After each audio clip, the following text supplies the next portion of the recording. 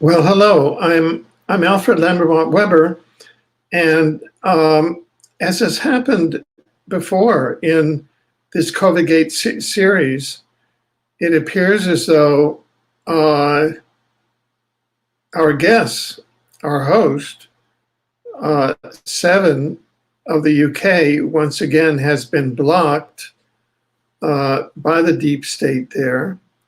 In the deep state in the UK, it's mainly MI5 or MI6 in its broad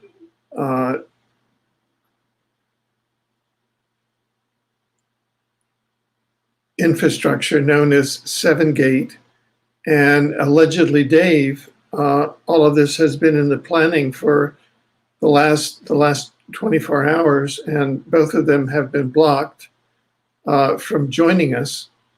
So we're going to continue with this hour-long planned program of 7 at 7, i.e. 7 p.m. British Standard Time, 11 a.m. Pacific Time in COVIDGATE.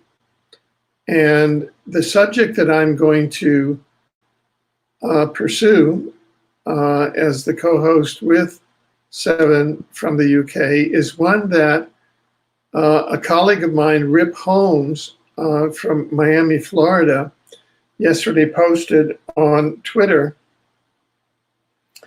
And I'll read this. He posted a poster there that's now on my Facebook page. He says, "Everyone has their own unique lives, experiences, needs, and priorities. Therefore, each person's political choices are personal and absolutely correct for them. I am realizing that I will not vote for Joe Biden, either for president, given his support for the COVID-1984 shamdemic, and presumably for forced vaccines that will end humanity as we know it. I may vote write-in for Alfred Lambermont Weber, ufologist for the Jimmy Carter White House, confidant of Laura Eisenhower, fluent in Spanish, and more." And I went on there on Twitter and I saw that and I said, gee, because in October and November of 2019, I had a very, actually, I posted it on November 26th, following a gematria that was done on me and my name for US president, which came out astounding. It was like deity personified in the US presidency, or something like that. We had a brief Alfred 2020. And this is an article. I'm going to read it and then publish it in the main publicmailreport.com of November 25th, 2019. Alfred 2020, block 666 Antichrist, Donald John Trump from our White House. Vote for a living platform for a renewed America and a new earth. By Alfred Lambermont Weber, November 25th, 2019. And the article continues. I am Alfred Lambermont Weber, JD Med, a futurist born on May 24th, 1942, at the U.S. Naval Air Station Hospital, Pensacola, Florida, USA. I am campaigning for the office of U.S. President in the November 3rd, 2020 election. My 2020 campaign seeks, 1, to block Donald John Trump from our White House and the US presidency. As I have concluded, Trump is the 666 Antichrist predicted by chapter 13 of the book of Revelation and will cause catastrophic harm to America and our earth.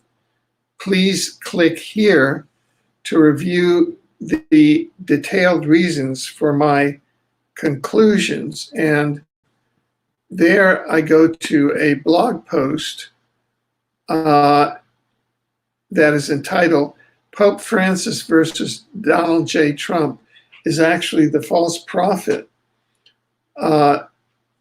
Revelation 19-20 verses 666, Antichrist, Revelation 13. We'll come back to that one. This is sort of wheels within wheels. Coming back to here, number 2, as US President, I will implement a living platform for a renewed America and a new earth. My platform includes implementation of truth and disclosure, new energy, teleportation and time travel, teleportation as a global, national, regional, and local transportation system, recognition of animals as sentient beings with rights, secure online direct democracy at the local, regional, national, and global level, reinvention of money as a human right and public utility like air, water, or electricity, available for creative investment at public money utilities, social guarantees in the form of annual income, healthcare, elementary, secondary, and post-secondary education for every person on the planet for life, world debt forgiveness, global forgiveness for all public and private debts, a world bankruptcy for a bankrupt system, and an end to the debt fiat money prison system, disenfranchisement of the state power of monarchies and religions worldwide, criminalization of the war industry, criminal prosecution and conviction of war crimes, racketeering organization, and restorative justice for war crimes victims. Now let me check. Oh, here is 7 has joined us. 7. Hello, 7, can you hear us? Oh, okay. I can. Hi, Alfred. I'm very glad that you've joined us. We have not heard from allegedly Dave, and okay. I'll give him a call. I'm sorry? I'll give him a call now. Okay, good. I had started on a program that I want to do next Sunday, June 14th, because I hadn't heard from you. So I heard, I did hear, and I read it. Mm-hmm. Oh, good. Well done. I'd vote for you every month. And I'm sure so let's get allegedly Dave on for this program. Okay, so let me give him a call, everyone. Greetings, everyone. Is it ringing? Wait a minute. You sent him the link, yeah? Alfred? Oh, yes. Yes, I did. I sent both you and him the link. We have a very active chat here. I've got engaged signal. Let me just send him the message. Bear with us, everyone. Nice to see you all.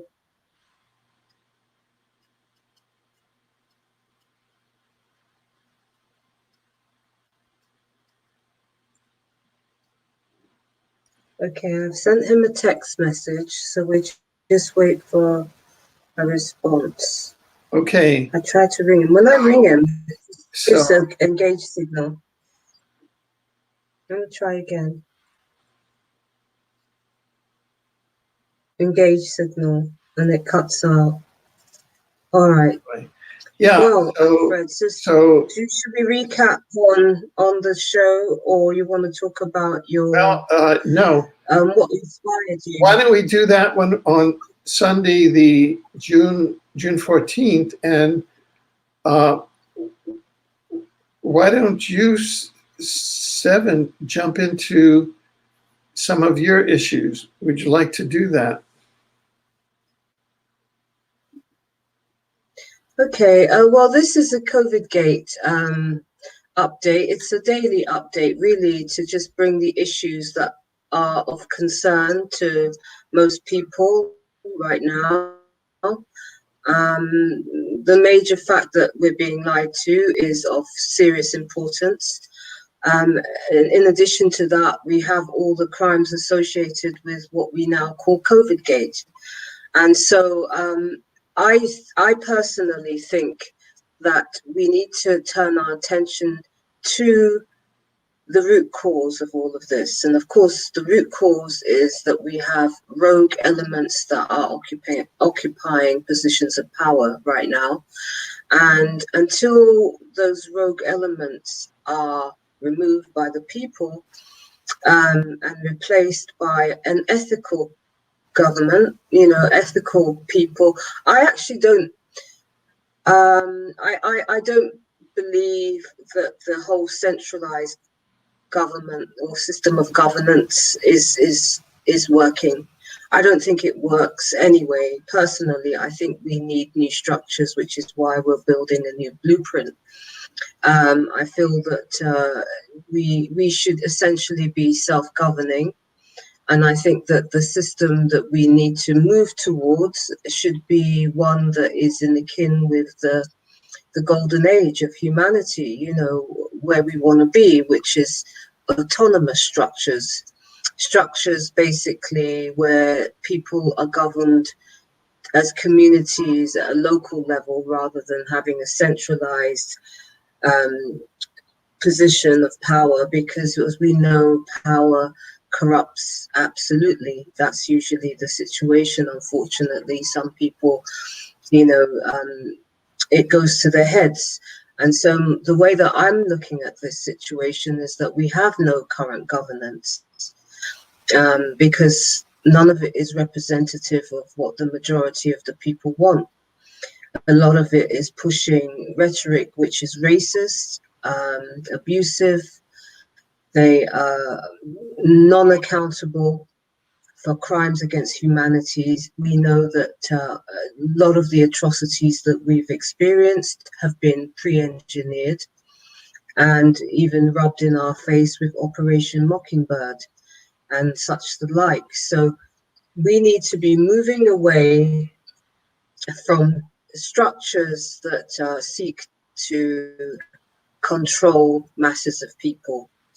We need governance which is wise. We need people that are in positions that are appointed by we the people to represent we the people in real terms, not just in lip service, because what we have is lip service and people who think they're emperors and who think they are, they're more like mafia bosses.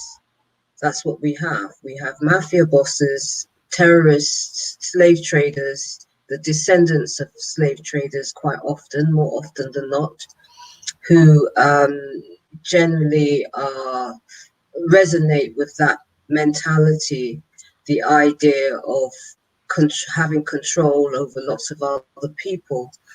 And this is an old paradigm that doesn't really serve the majority of us. The majority of us are mature enough to make decisions for ourselves. We don't want to be vaccinated with poisons, don't want to be chipped. I mean, what is this? What is this? This is some sick, twisted people's game.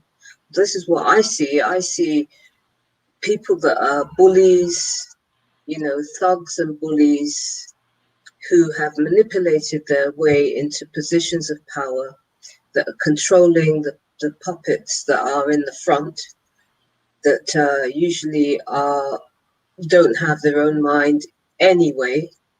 And this is what we see is behind the fallout, what we now call COVIDGATE. COVIDGATE is really part and parcel of It's like an amalgamation.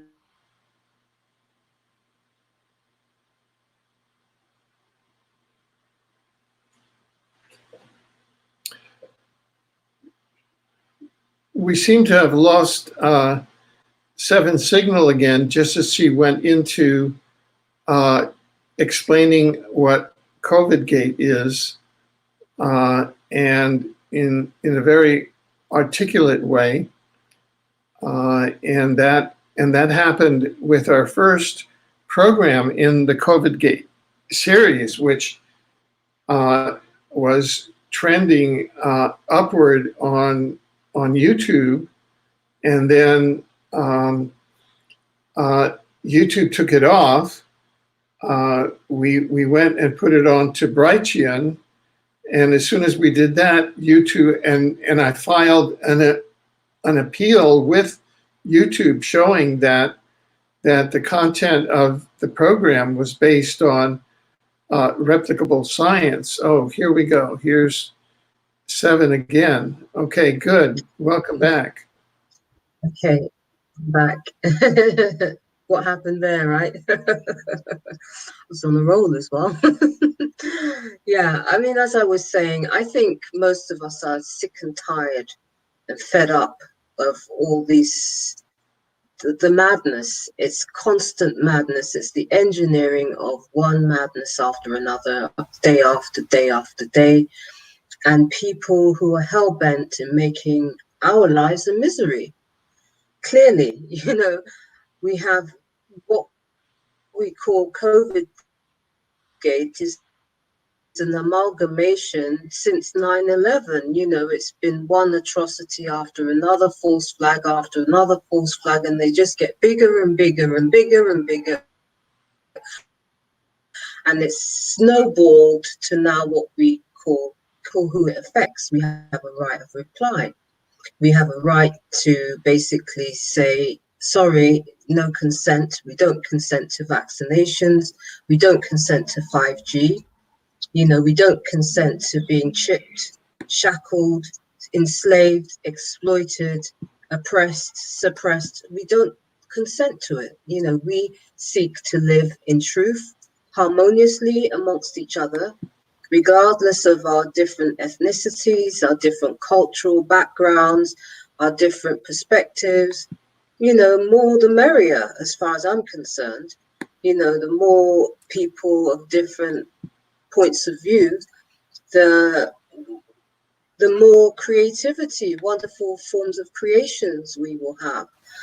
So this idea that, you know, we have these emperors and rulers of dark forces, you know, bearing down on the rest of humanity while they get on with their lives and don't adhere to any rules themselves. I mean, bear in mind, with all of these rules that are being, rules and regulations, unregulated, there's no referendums, they're basically self-appointed, and none of these people will be following any of these rules.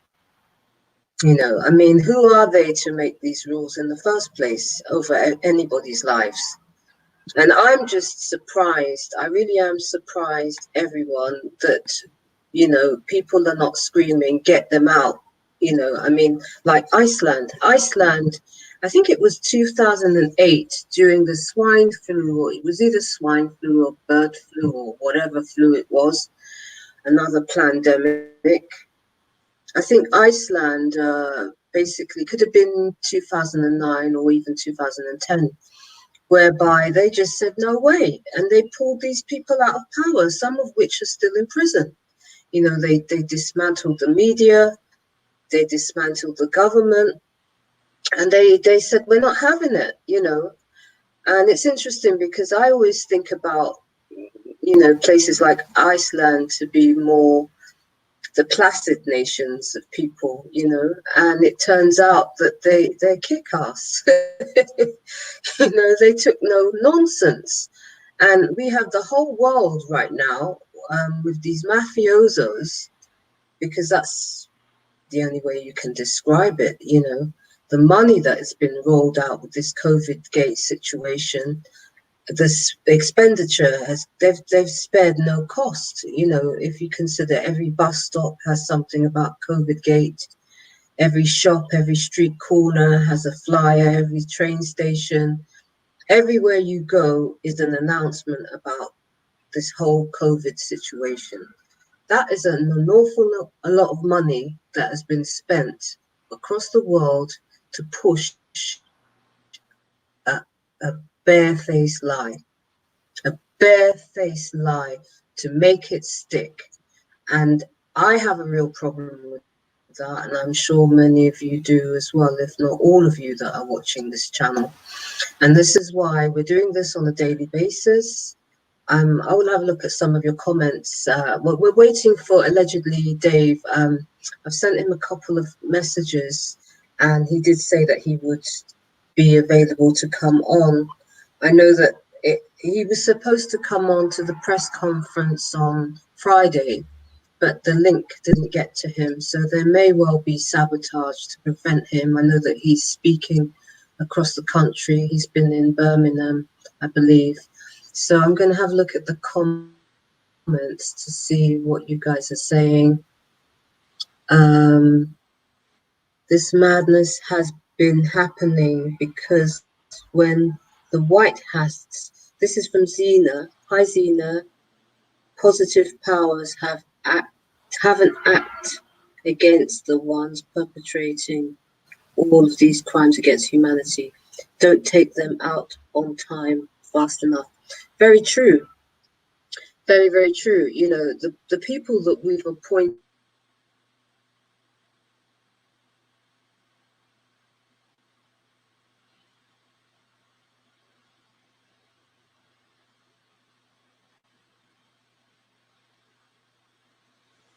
Well, we have, it looks like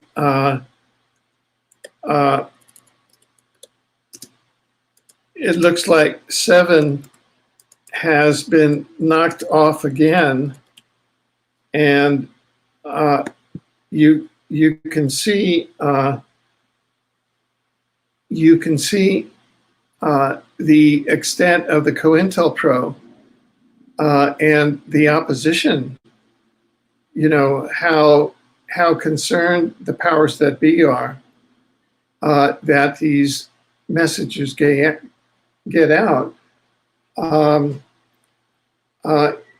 In my mind, it seems to me that what we're having at the top in terms of the struggle between, say, the Democratic and the Trump Republican Party is really just two divisions of the reptilian matrix fighting each other.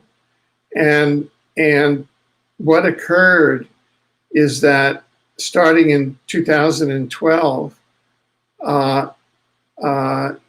the truth movement, and with the beginning of the ascension, here we go. He said 7 is coming back. Okay, so let's see if he'll start coming back. But Dave, I've spoken to him. I managed to get hold of him. Yeah, okay. 7, go ahead. Yeah, I was actually reading some of your comments. I just spoke to Dave Alfred, and he's just arrived, and he's been doing some speaking engagements, so he's just got in, so he should be here with us shortly. So I'm going to have a look at. Okay. Okay. Okay. I want to read a couple more. Fancy Fortnite games. A question: who is controlling the UK government? I would say the deep state. I would say 7gate are part of the deep state. That incorporates Virgin, a number of cartel members that are in the cabal. I would say that's who's controlling the UK government. They are. This is Rose Renoff. They are trying to destroy the American economy on purpose. It has nothing to do with the coronavirus. That's right. There's nothing to do with the coronavirus. We've got a lot of Alfred 2020. So there's a lot of support for you, Alfred. Wonderful.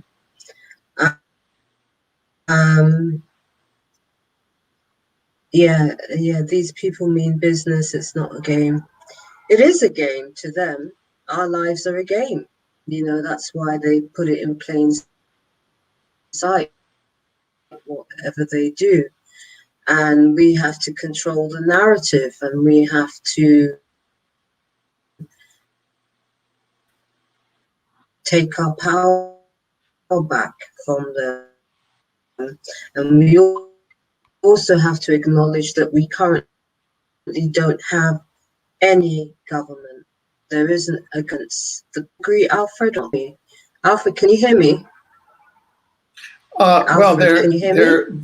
they're garbling your sound, but just keep on breaking. Can you hear me, Alfred? Yes, we can hear you. Okay, we have a problem. We can hear you. Keep on. Alfred? Yes, we can hear you.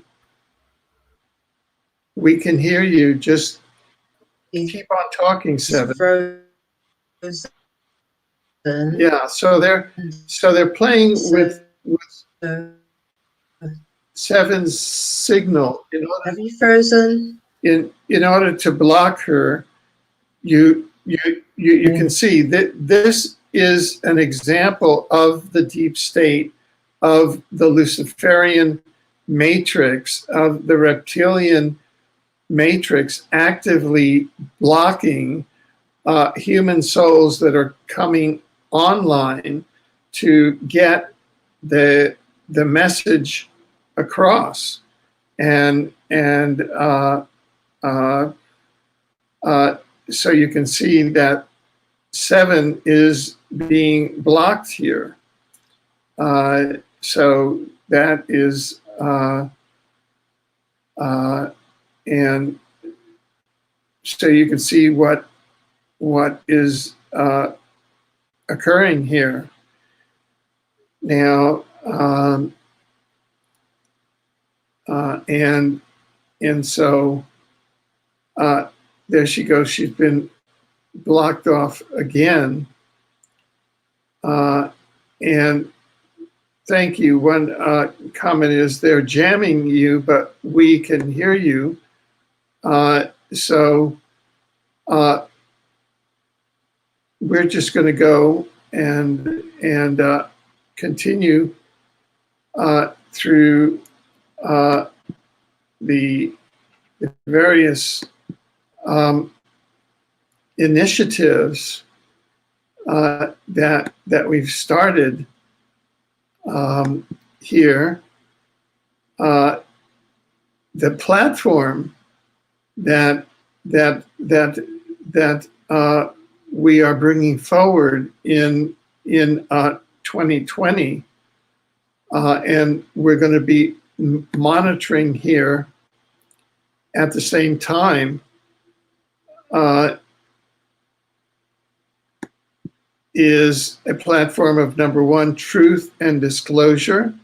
That is a full public disclosure of the presence of intelligent civilizations in Earth's environment, and a global referendum as to whether and on what conditions humanity should enter into relations and space travel, space colonization, space governance with organized universe, intelligent universe, multiverse, and omniverse society.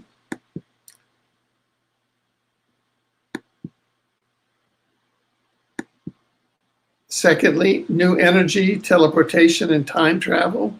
A full public disclosure of secret, new energy, 0 point, free, anti-gravity, exotic, new energy sources now available for application on Earth, public implementation and rollout of sequestered free energy technologies for powering dwellings, human settlements, industry, transport, and propulsion, communication, and many other areas. They're still keeping 7 off. Implementation of teleportation as a global, national, regional, and local teleportation system, replacing polluting fossil fuel vehicles, trains, buses, trucks, autos, and their intensive land use in highways, railways, and urban freeways, as well as of a regulated time travel public education program. Recognition of animals as sentient beings with rights, worldwide grant of personhood rights to animals with concomitant rights against murder, slaughter, torture, cruel, and inhumane treatment, special intelligent civilization status for cetaceans, including whales and dolphins, development of healthy, safe, tasty protein meat substitutes for humanity's consumption and nutrition. Oh, here's 7's back. 7, welcome back. Hello, 7, can you hear us? 7, can you hear us, 7? Hello, 7, can you hear us? 7, can you hear us? 7, can you hear us? Hi, Alfred. Oh, good. Hi, Alfred. Hi, everyone. It seems. Oh, I know. This is. Yes, I can hear. Yes, yes, you're. Yes, Can you hear yes, me? you're on. So, pick up the. I can hear you. Pick up. I can hear you, but you can't Yeah, hear me. pick up the thread of Can you hear me? COVIDGATE and go for it.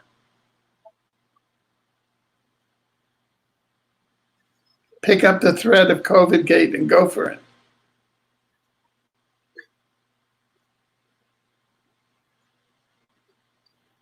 Can you hear me okay? Can you hear me okay? Yes, yes. Can we you can hear you? We can hear you. Yes. Yeah, but can you hear me? Yes. Yes. Can you hear me? Yes. Yes. I don't know. Can you hear me? Yes. Okay, let me write it down. Oh, here's allegedly Dave. He's here. Okay, we have Dave here now as well. Okay, yes, good, you do. Good. All right. Oh, Okay, okay. cool. We have Dave. Hi, Dave. Hi there. All right. Can you hear me, Dave? Yes, I can. Hi, Dave. Hello there. All right. Hi, Dave. I'm going to turn this way. Hang on. See which best way to Hi. turn. Nice Am to I see upside you. down? Okay. Thank you for coming on with us. Not at all. Not at all. Sorry for being late. My travelling No, not now. been terrible. So. Okay. Thank you for joining us. Thank you for joining us. And so. Oh, is everybody frozen? Yeah, we can hear you, Dave. So why don't you go ahead? Okay. Well, if you want to, just for people who don't know you, Dave, to introduce yourself. Okay. I'm known as allegedly Dave. I've been a truth seeker now for about Dave, 16 years. Can you hear me okay? Oh, okay.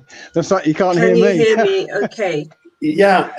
Yes. 7, Dave is going forward. Dave is going forward. Okay. Yeah. Kind of all mixed up Can you here, I hear me, think. Dave? Yes, I can. Right. So I'll just carry on then. Yes, yeah. please just carry on, Dave. Okay. So I've been sort of seeking the truth now for 16 years. It's gone from, I started with 9/11 and have been sort of yeah, we have some interference, obviously. So Dave, go ahead again and explain just who you are. Yeah, I've just been doing that. Okay. Yeah, so I've been carry on, Dave. I've been researching now for 16 years, and I started with 9/11 and have been bouncing around. ever since. It's been, you know, I went from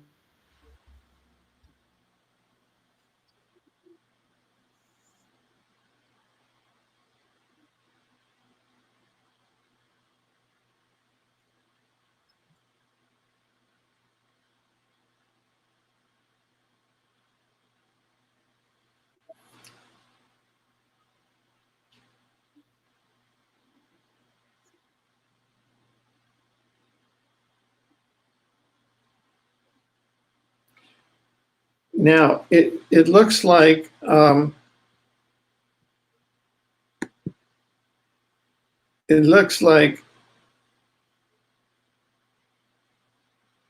Dave and 7 now are both being blocked. So, and Dave has been knocked Okay, off. we've lost So, Dave. yeah, we've lost Dave. So, I'm not sure what the sound is like. Apologies, people. It appears that we have a lot of sabotage and interference today. Yeah, we can Dave will probably be back in a minute. you 7.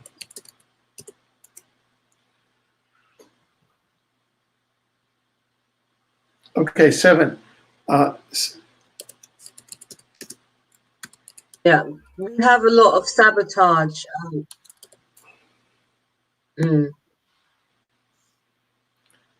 Okay, so So 7, please go forward.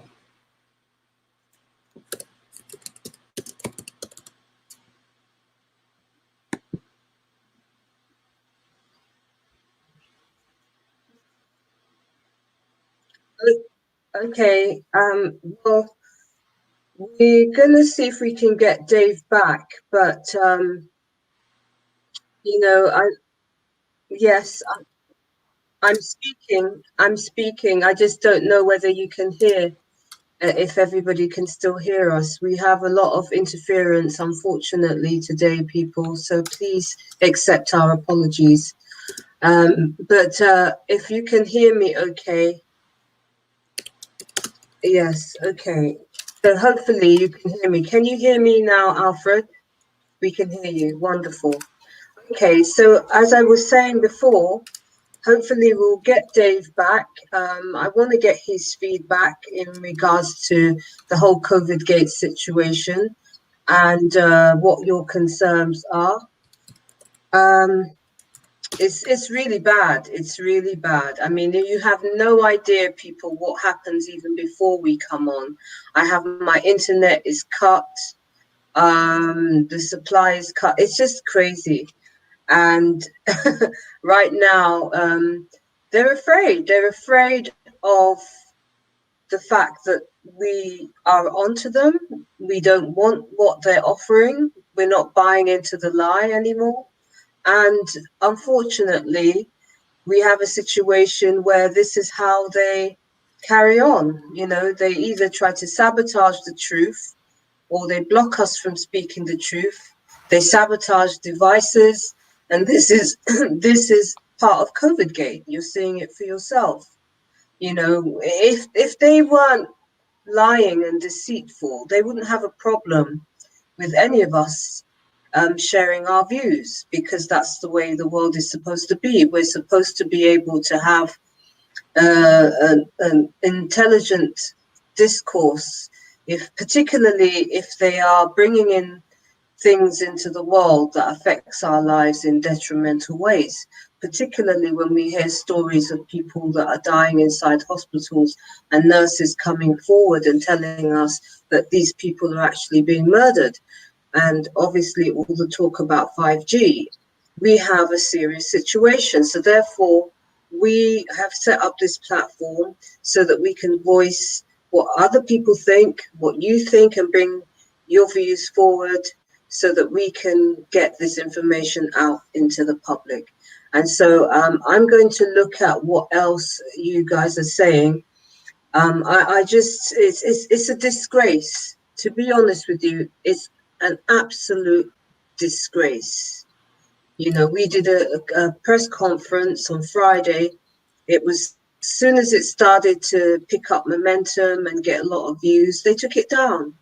And so every time that we are trying to bring the truth to the people, they don't want it. So we have to ask ourselves, what exactly is going on here? Why is it that they want us to only believe lies? They want a world full of deceit, deception, deceit. They want that to be the standard operating behavior for everybody. Everybody lies to everybody, and everybody takes in the lies and swallows it up. We don't want the lies anymore. The only virus I see is lies and deception and abuse of positions of power. That's what I see. What say you, Alfred? Well, what the chat is telling us very clearly is not to use this. What say you, Alfred? Yeah, I know. I'm gonna. Alfred, can you hear me? I'm gonna have to communicate. I'm not via sure chat. whether or not Alfred could hear me.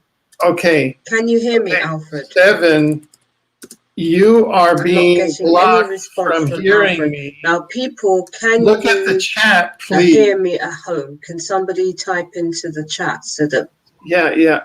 7, you can hear me? people hear you. People hear you. Okay? 7, do not use CV word again. It triggers the AI block. Yeah, thank you for your comments, Percy and Mark, for letting me know that I can be heard. Thank you. Yeah. But the people in the chat and people watching this should know that 7 is very targeted, and so that she can't hear me at all. And that's way beyond even the use of trigger words like the. Okay, well, I want to continue. She has no idea that I'm talking. No, I get it. I actually get it. Don't use, yeah. Yeah, well, we know what the situation is. We're being sabotaged, and now you witness it for yourself, people. If you had any idea what happens before we get on, let alone when we're getting on, this is the madness that we.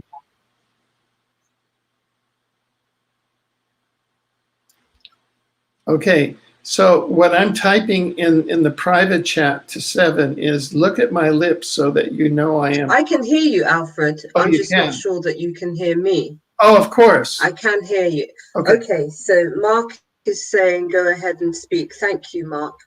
Well, we want to hopefully get Dave back, because he speaks all over the country. He brings something very interesting to the table. I wanted to today, we have Dave back. I wanted to get into, the whole economic situation as well, because we haven't really spoken about that. We've spoken about 5G.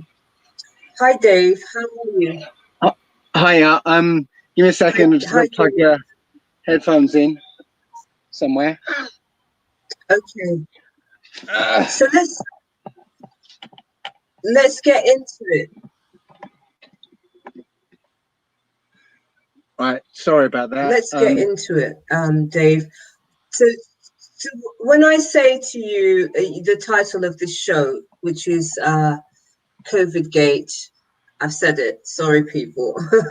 What say you, Dave? What does it bring to mind? What are your concerns with this situation? Oh, concerns. Not sure concerns are the right word, actually.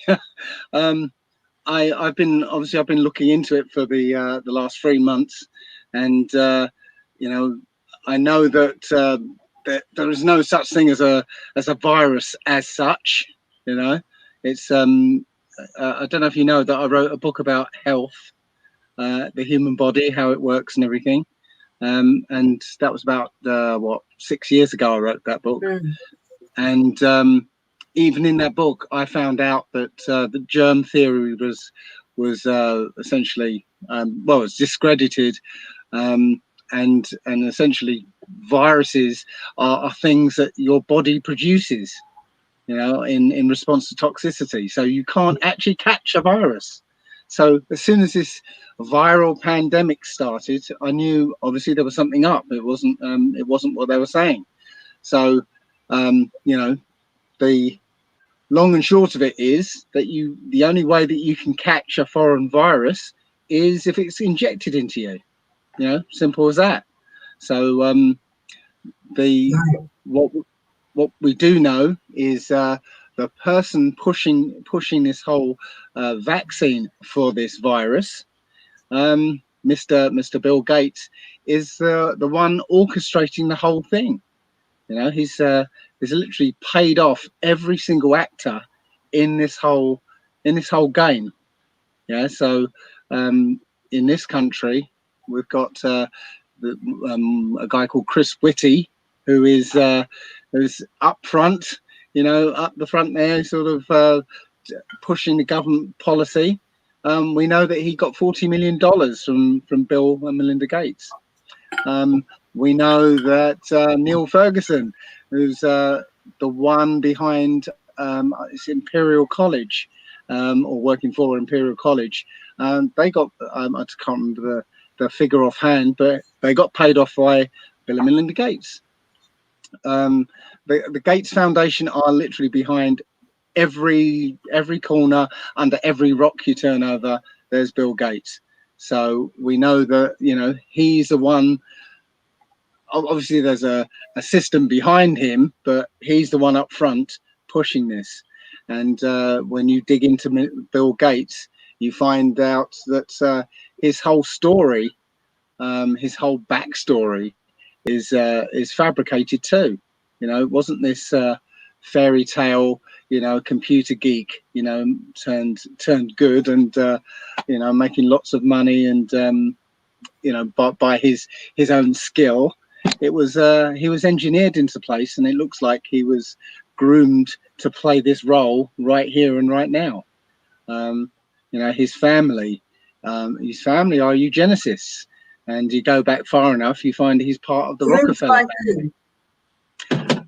Well, the global elite that are behind all of this, you know, the usual suspects, you know, the Rockefeller family, and behind them, you know, the Rothschild family that essentially bankroll everybody essentially. But yes, Bill Gates is a distant relative of the Rockefeller family. The Rockefeller family essentially created the medical system that we're using now, which really, to sum it up, is not a medical system. It's a system. It's like a death care system rather than a healthcare system. I don't know. Do you want me to tell you how that system got started? Yes, please share. Okay. Yes, please. In 1900, there was all sorts of different types of medicine. You know, you would literally go to the type of practitioner that would be appropriate to the thing that was wrong with you. So if you know, you had back problems, you go to a chiropractor. If you had you know, some kind of infection, you go to a herbalist. Yeah. But if you got knocked down by a bus, you'd go to someone called an allopath. Now, an allopath would deal with only the symptoms.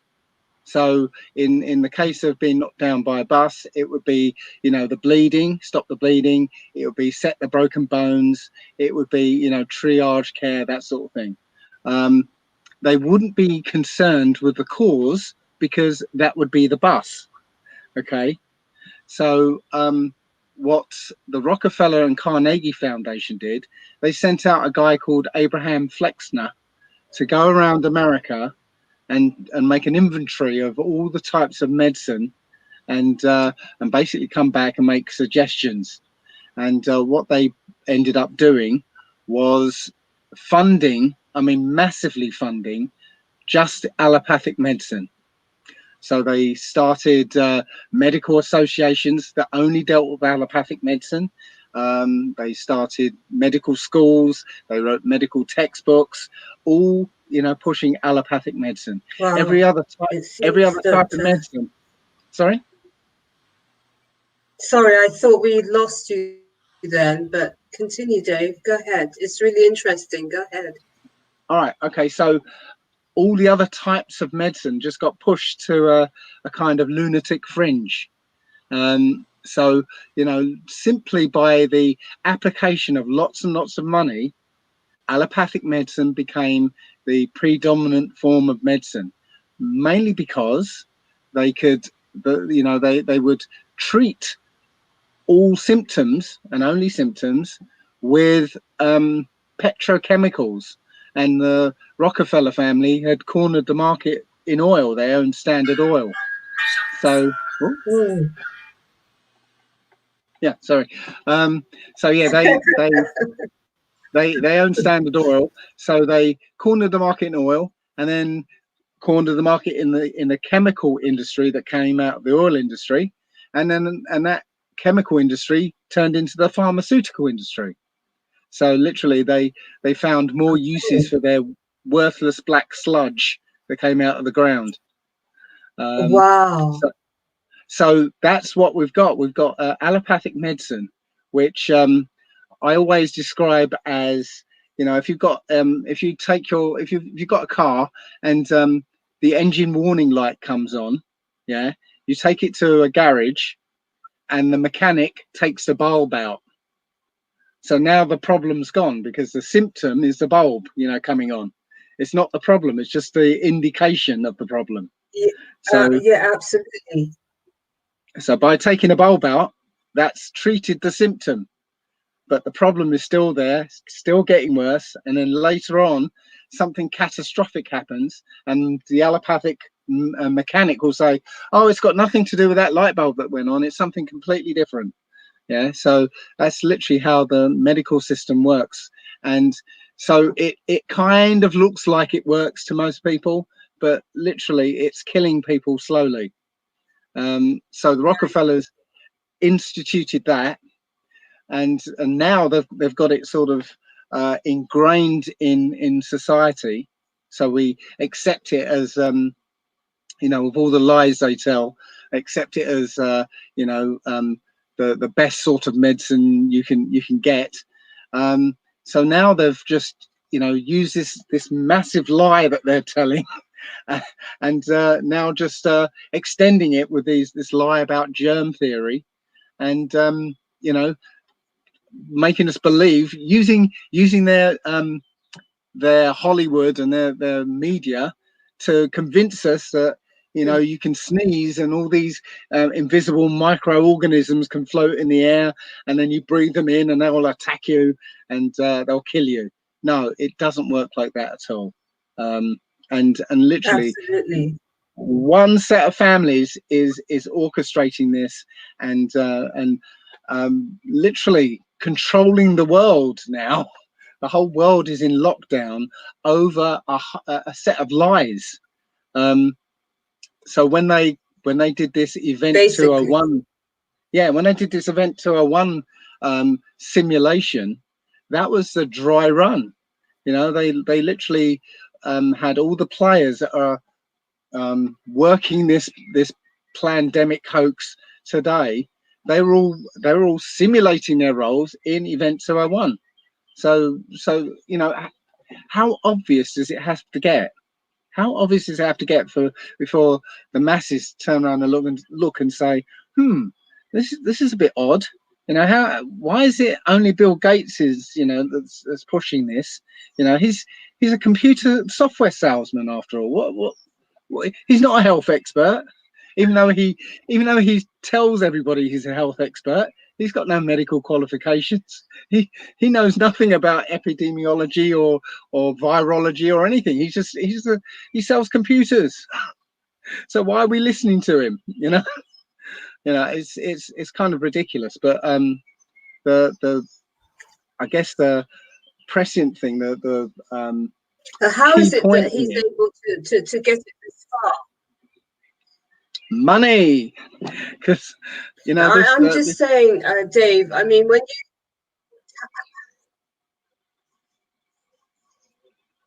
go ahead, Dave. Oh no, I just answered your question. I said it's money. There's a slight delay when you speak. Go ahead. Okay. Yeah. I mean, there's a slight delay. Sorry.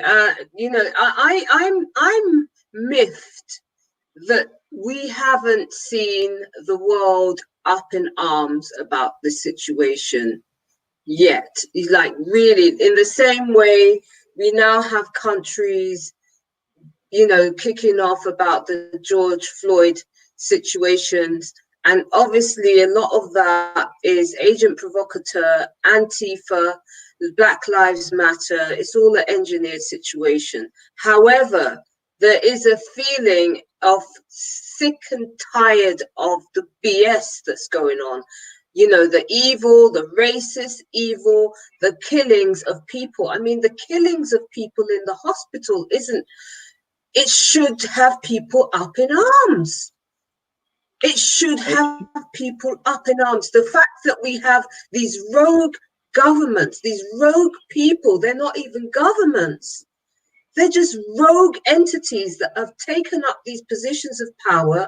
They have no empathy. They have no compassion. They have no concern, no care. Most of them don't even look like they got any wisdom or any intelligence. You know, how is it that people are not screaming blue murder at these people right now? I would say hypnosis, simple hypnosis. Yeah, the box in the corner of the room has people hypnotized into believing a false reality. Yeah, it's been said that this whole pandemic thing is a media virus. Yeah, you could get rid of the effects of this virus by turning off everybody's television. It'll all go away straight away. You know. Yeah, absolutely, absolutely. And I actually something it occurred to me. I was giving a talk at this weekend, and something occurred to me. I was actually speaking about how language works, and I was talking about a language called Paleo Hebrew. That is the actual original language of mankind, and it works differently to the languages we use today. Yeah, it works on the right hand side of the brain. Yeah, so you literally you can't analyze the language. It just comes in and you know what it means. It's intuition based rather than logically deduced. You know, that's the way these Western languages work. So literally these Western languages operate on the left hand side of the brain, creating logical realities. Yeah. So you know, that's how hypnosis works. You know, you use these languages to create logical constructs in your mind, and your mind and body experience it as reality. Yeah. So it's now become obvious to me that you know, even our educational system, or not our educational system, the educational system, is designed to work only for the left hand side of the brain. You know, cultivating that mind so that it can be controlled. This is a long game. Yes, this has been in the works for thousands of years, not just hundreds. Yeah, for literally thousands of years. So where do you see this going? So where do I see this going? Okay. Well, as it happens, I'm working on a video, and the concept is that I'm actually going to be accepting the role as the leader of the country. And as accepting this role, you know, I was going to basically lay out the difference between a leader and what we have now, which are parliamentary rulers. you know, parliamentary dictators.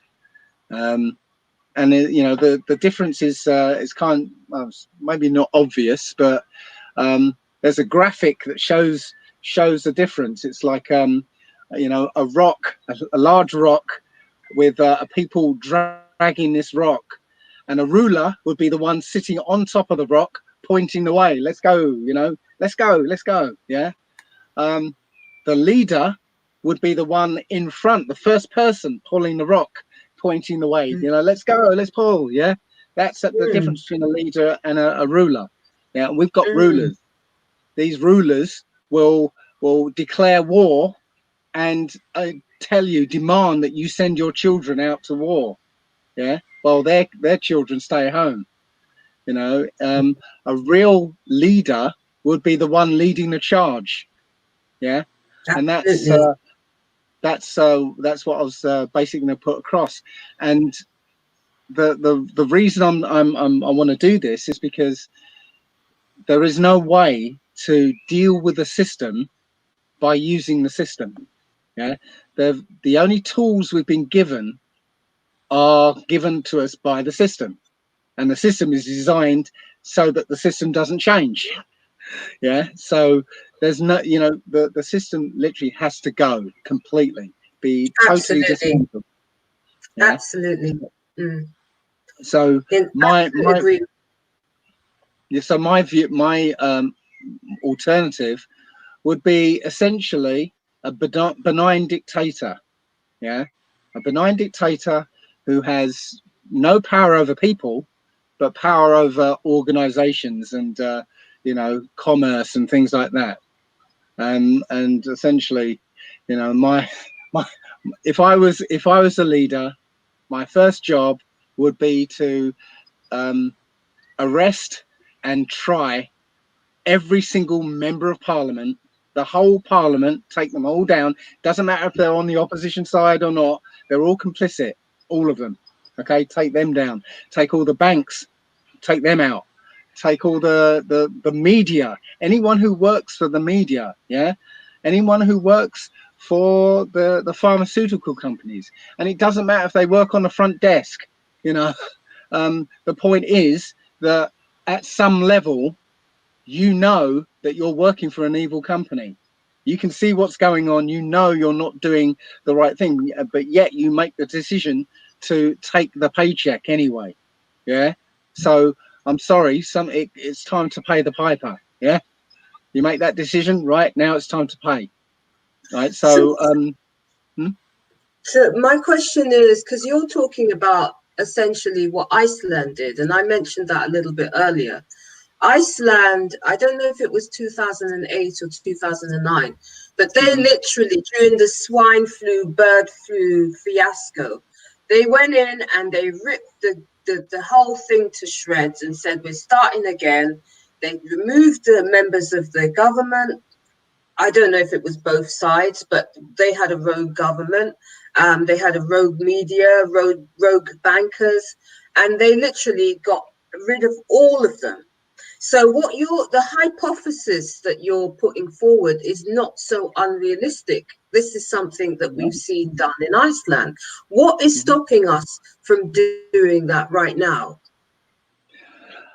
Right now, it's public opinion, because the mass of public opinion is, you know, what the television tells them.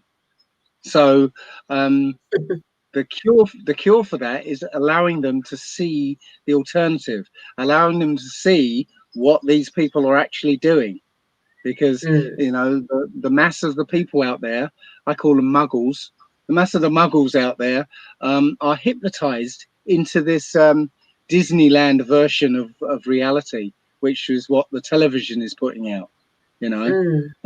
And you know, they're kept, you know, they're kept in fear, and you know, and whenever anyone's in fear, they're easily controlled.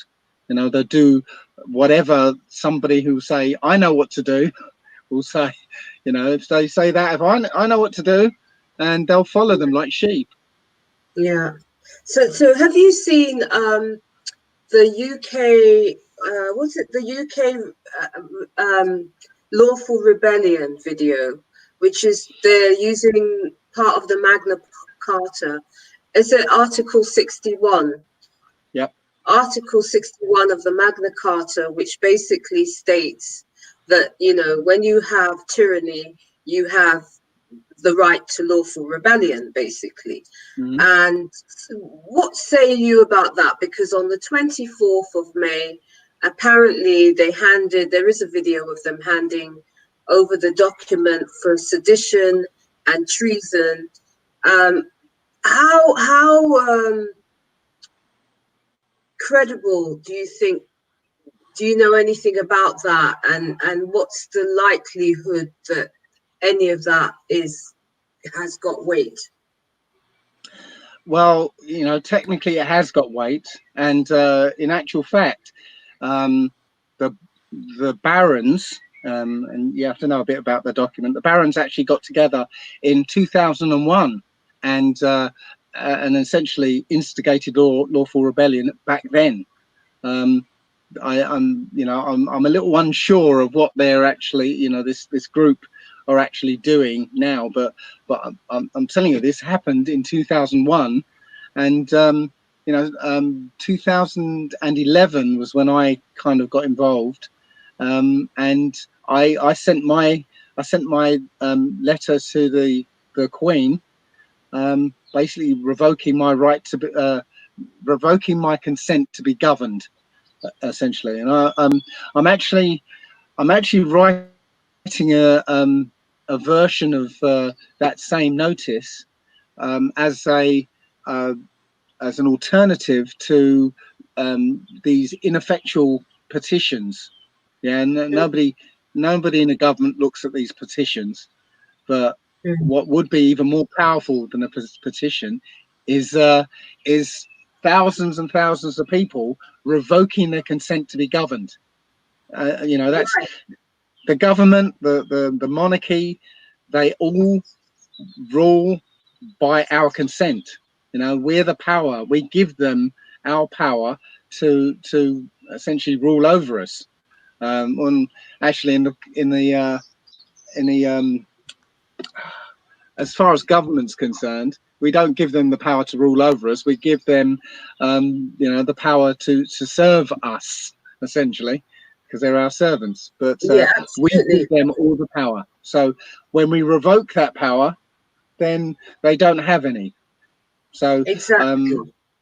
So I don't know what this group is doing. I think they're just highlighting, bringing back into remembrance, as it were, the Magna Carta. But lawful rebellion has already been declared because the barons met in 2001. Okay, well, as did you see the video that I'm referring to? And they said that they were taking the government on, effectively going to take over the government for sedition and treason towards the people. And apparently on the 22nd of June is when this is supposed to culminate with. Yes, I did what. Oh, it is. Sorry. That's okay. Sorry about that. Yes, I did. I did watch the video. Again, I was a little confused because, as I said, I know that lawful rebellion has already been declared. But this is the thing: if you declare yourself in lawful rebellion, it means essentially that you don't have to, you can rebel lawfully. That means you don't have to abide by these acts and statutes. And if you're hauled up in front of a judge, technically you can say, I am in lawful rebellion. I've lodged my protest and to the Queen and stuff. I'm in lawful rebellion. Yeah, and there should be nothing they can do about it.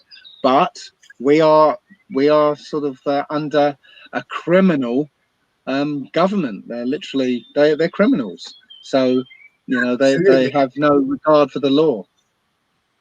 Absolutely. So you say you know, and technically we can cite Article 61 of the Magna Carta and declare lawful rebellion. I've also seen that people are getting what's known as they're from the common law court, and they are the cards that so that you take over your straw man. Have you seen those cards? What they called CL? Oh, I'll have to look it up. Let me just look it up what it is. But I know that some people have actually got their own one now, and you can actually apply for your straw man and actually take control of your straw man. So what do you make of all this stuff about the monarchy and the Queen not being, well, the lady that's in Windsor usually? You know, there's a lot of stuff going on about that. What say you about all of this? Are you referring to a chap called Greg Hallett, who's claiming to be the king? Right. Yeah. What do you make of all of that? Just so that let's so that people know what we're talking about. There is somebody called Greg Hallett is Hallett, and he basically says he's from the line of Anne Boleyn. Am I correct? He's the descendant of one of the genuine monarchs, and that the Queen, the woman in Windsor, Elizabeth, is illegitimate to the crown. And basically, we know that well, there's been lots of information that they've vacated the building. So I just wanted to get your take on, since we're talking about lawful rebellion and the whole country is now rogue. I would say worldwide we are rogue. We've got one or two countries like Italy who it appears are also flagging up the fact that, you know, this whole situation has been a hoax from start to finish. Or not, I won't use the word hoax as Alfred rightly, because people are genuinely being murdered. You know, the whole thing is manufactured, and it is a mass extinction program. It is a mass genocidal program. There's no doubt about that. None of it is natural in any capacity.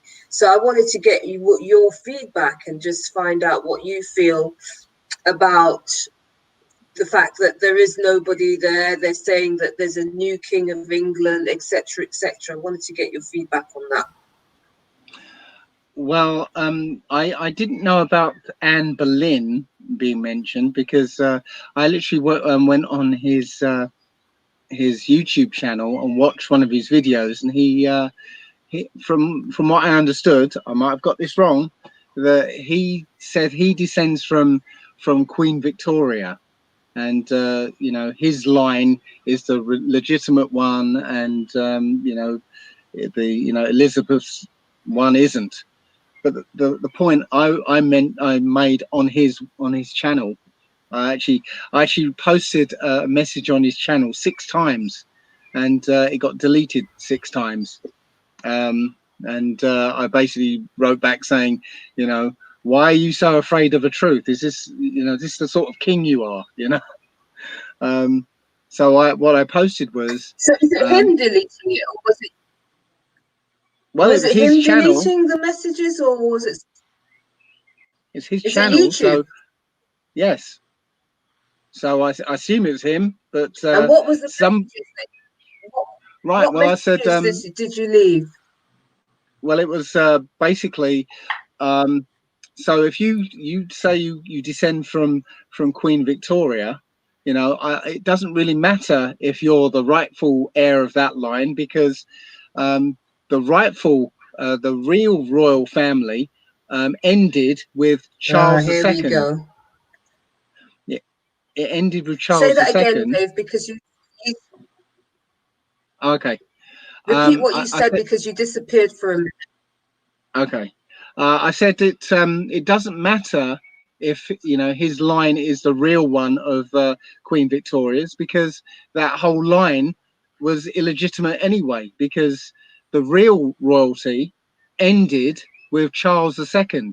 When he was deposed, you know, they brought in a Germanic line which was William of Orange, who was only related to the real royal line by marriage. So that whole line that then ended up with Queen Victoria, right, is illegitimate. It's a German bloodline. And so it doesn't matter if he's the rightful heir of that bloodline. It's all illegitimate. You know, it's all you know, a Germanic bloodline that doesn't belong on the throne. You know, Elizabeth, Saxe-Coburg, Gotha, Battenberg, yeah, isn't the true royalty either. So who would be in your opinion? Well, I imagine that somewhere there's somebody of the Stuarts line who is still out there somewhere, probably doesn't know that he's of that royal bloodline. Right, interesting, very interesting. Just so that I can let you know what I was talking about earlier, it's called a common law court. I think it's a sovereignty card, and you apply to the common law courts, and you could, I think it's something like £20 or $20 if you're in the US, and you can actually get back your sovereign and get control of your straw man. And it's a yellow card. I mean, I've got a friend on it, so I don't want to show his particular card. I was hoping that I could find a blank version, but you can go on to the common law court, because I think really the whole climate right now is, you know, moving in the direction of taking away our power from what I call thugs, thieves, and terrorists. You know, we've all had enough. You know, they've milked it for all that it's worth. They've brought enough misery and suffering to the rest of us. And we want to be able to live our lives from here on in peace. And in order to get that move forward, I think it's important for us to flag up the fact that this is a criminal enterprise. The whole COVID situation is criminal. And I think we need to be all flagging up the fact that it is criminal in order first of all, for them to stop fanning it and pushing it and ramming it down. You know, with every day is another law. We've got dogs. Have you heard about the dogs training tracker dogs, Dave?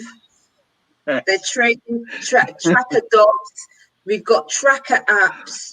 The latest is that they're saying that in the UK, if you don't wear a mask or a muzzle, you know, you can't get on the transport, or you can't.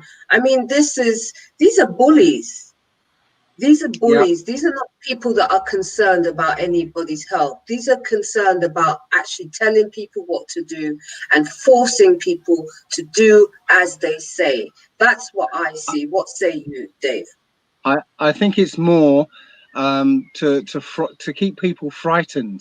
Yeah, it's you know, obviously the masks don't do anything.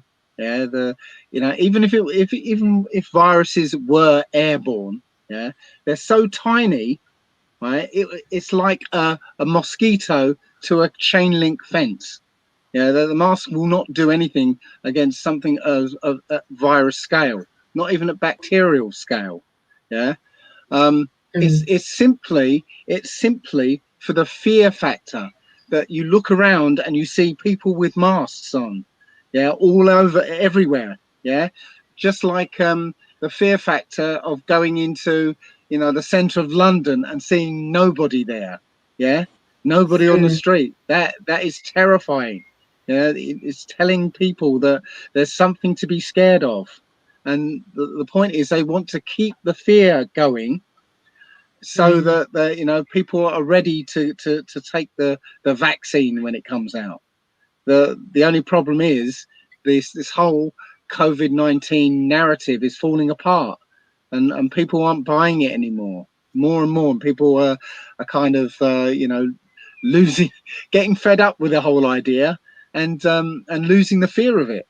You know, so I think it's backfiring. I think the timing of their false flag George Floyd event was a little off, really, because, you know, the protests basically destroyed the whole COVID-19 thing. You know, you've got hundreds of thousands of people marching in the streets. The police are not doing anything about that. They're just protecting the buildings and stuff.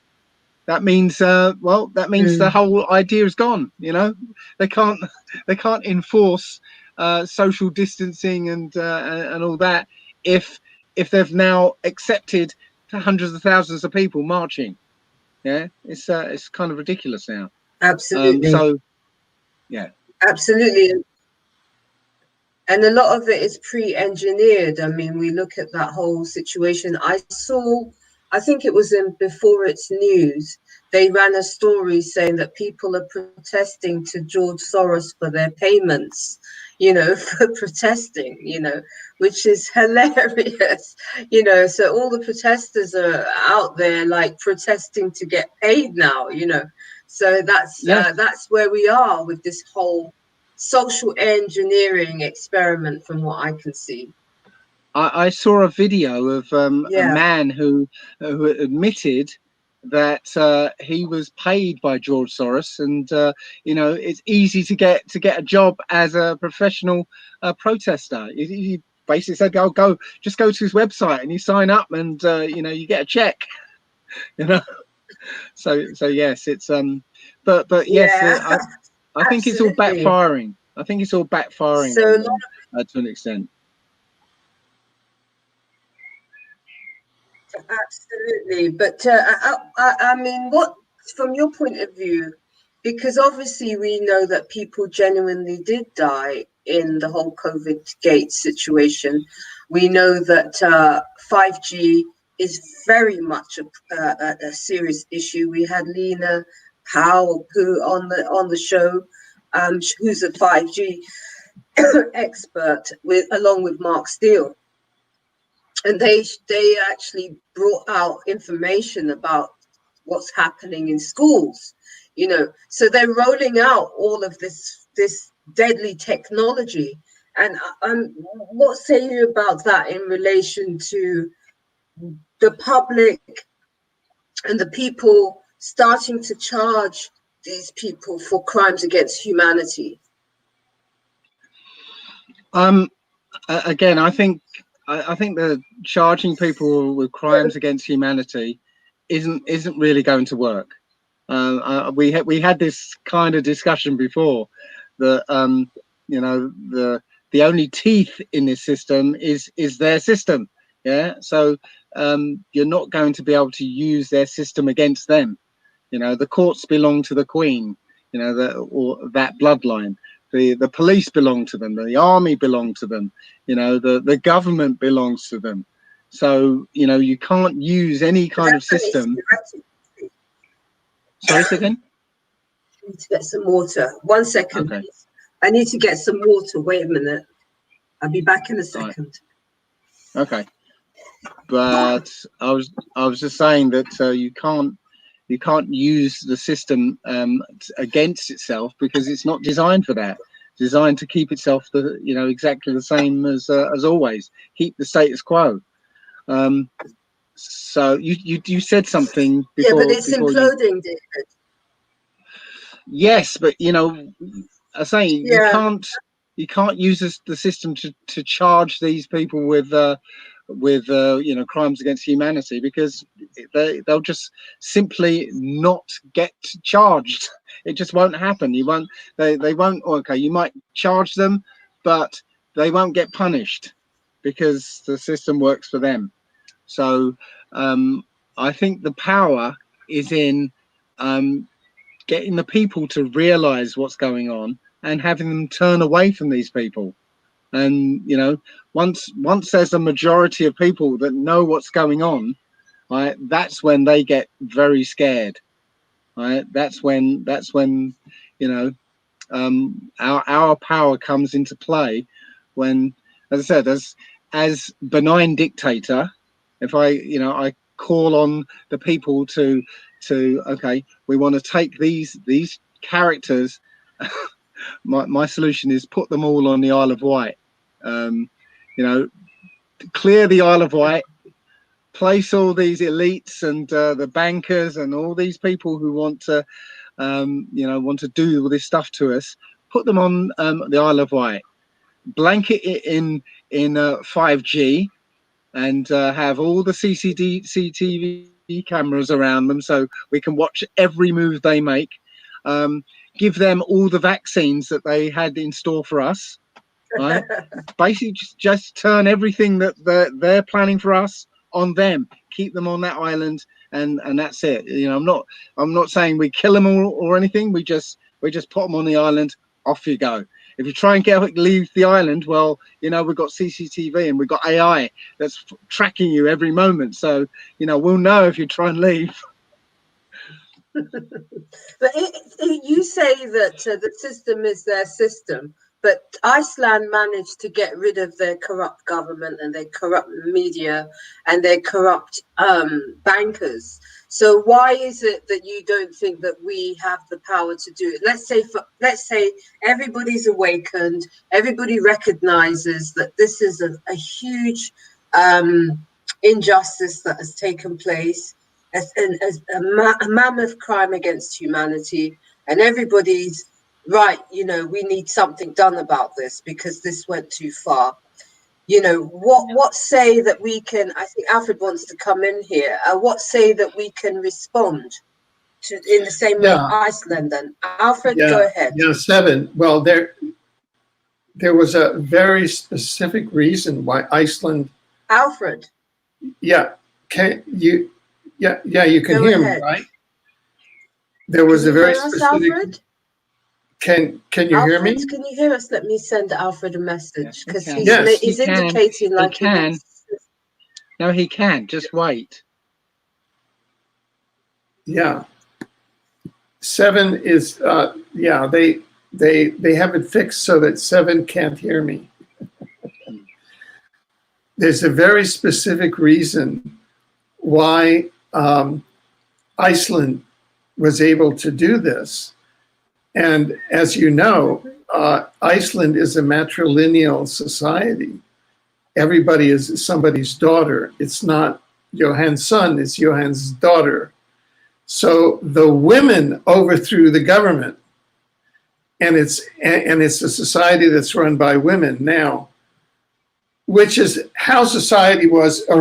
I can hear you. I can hear you. Yeah. So, which is how society was originally. If you look at things, if you go back, God was originally the goddess, and women originally ran things. And males were not the dominant, were not politically the dominant sex, gender.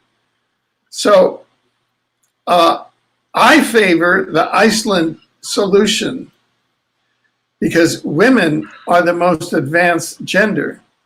They, even biologically, their corpus callosum, that is the organ that handles processing between the two hemispheres of the brain, so they can multitask better. Men are good for tasks and certain types of thinking, but it's the males that have gotten us into this this genocidal issue, because males are generally order followers, and they're designed as such from a DNA point of view.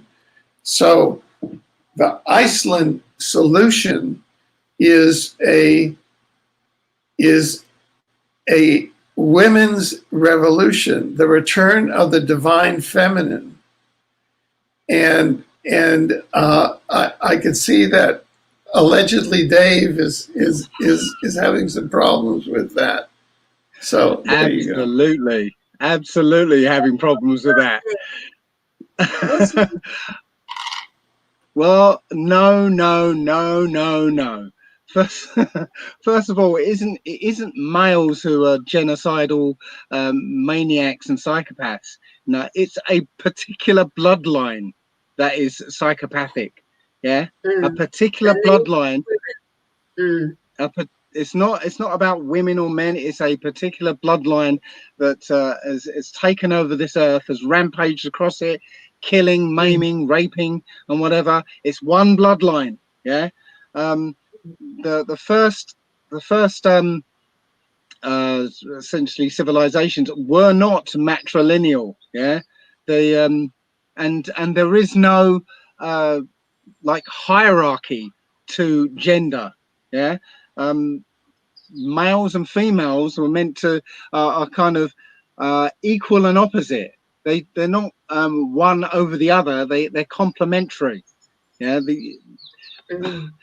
Even in the language, the very first language of mankind, which is Paleo Hebrew, if you understand what the words mean for mother and father, yeah, it gives you an actual sort of intuitive understanding of the roles that they played and how their roles again complement each other to make a working family.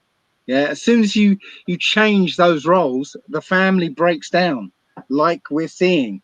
Yeah, because this culture now elevates women and actually makes them dissatisfied with their role by trying to make that role seem like it's subordinate to the male role.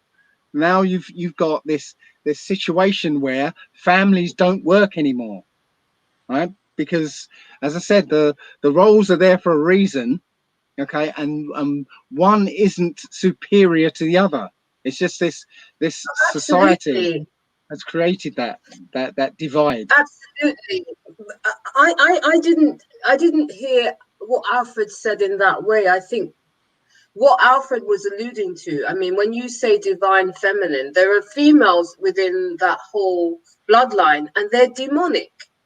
These are the demonic feminines. You know, there is a whole race of women that have been in positions of power and they are just as insane as the men. You know, people that are involved in the 7-gate case, these are the demonic, they represent the demonic feminine. But what Alfred is talking about is the rise of the divine feminine. And obviously the divine feminine has a counterpart of the divine masculine. We are equal counterpart. Each one of us are part feminine, part masculine anyway. So yeah, but the case, the question was asked in the context of the case of Iceland, which was under a male patriarchal banker system. And it took the women of Iceland and the matriarchal system to overthrow that. Are you saying That's then? what occurred. Are you saying then the men? No, sociologically and historically, it took the women to rise up and overthrow that. And then in the aftermath of that, you may have come to a balance, but still it's the women that are running the society now. It worked in Iceland because essentially Iceland is a small island of a small number of families, essentially. Yeah. Well, no, and it's and it's a matriarchal society where everyone takes the name of the mother, not the name of the father. That's what I was trying to say. The women take the name of the mother. The men take the name of the father. John's son, Bridget Dottir. Yeah. Okay. Okay. You're mixing. Okay. Then there's a balance, right? But it was the women who were the prime movers in the flip in throwing out the bankers who had a stranglehold on the Icelandic government. So you're saying the men in the country just sat on their hands while the women, overthrew the government. They were saying. Yes. Where's your proof? Where's your proof of that? Well, look, we can schedule a program, and I'll bring the proof. All right. Well, you know, Let's that's do not what that. I It's saw. really That's not what I saw. Can I just say something? Just Mhm. on this whole, Dave, I want you to finish your point and forgive me for interjecting. But I want to say something in regards to where we are in the UK anyway. I would say that the most warriors that I found are females right now. You know, there is you obviously and Alfred, but in terms of what I see, there is a lot of fearless women that have come forward in this battle right now. And I'm just talking about on the front line and people who are running groups, people who are running WhatsApp groups. And I'm seeing there is a very overt female presence. You know, I'm noticing that amongst the sisters, you know, and I think it's quite amazing and it's wonderful.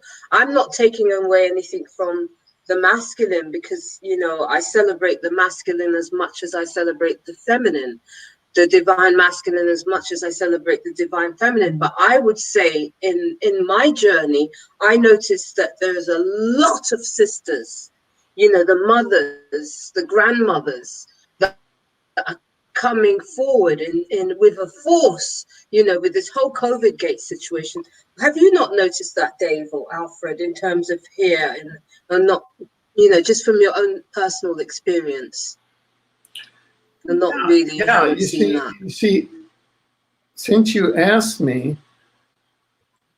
our current system on the planet, ancient-wise, is a patriarchal system. And that is its major ill, is that it's a patriarchal, one of its major ills is that it's a patriarchal system. The discipline that I was trained in,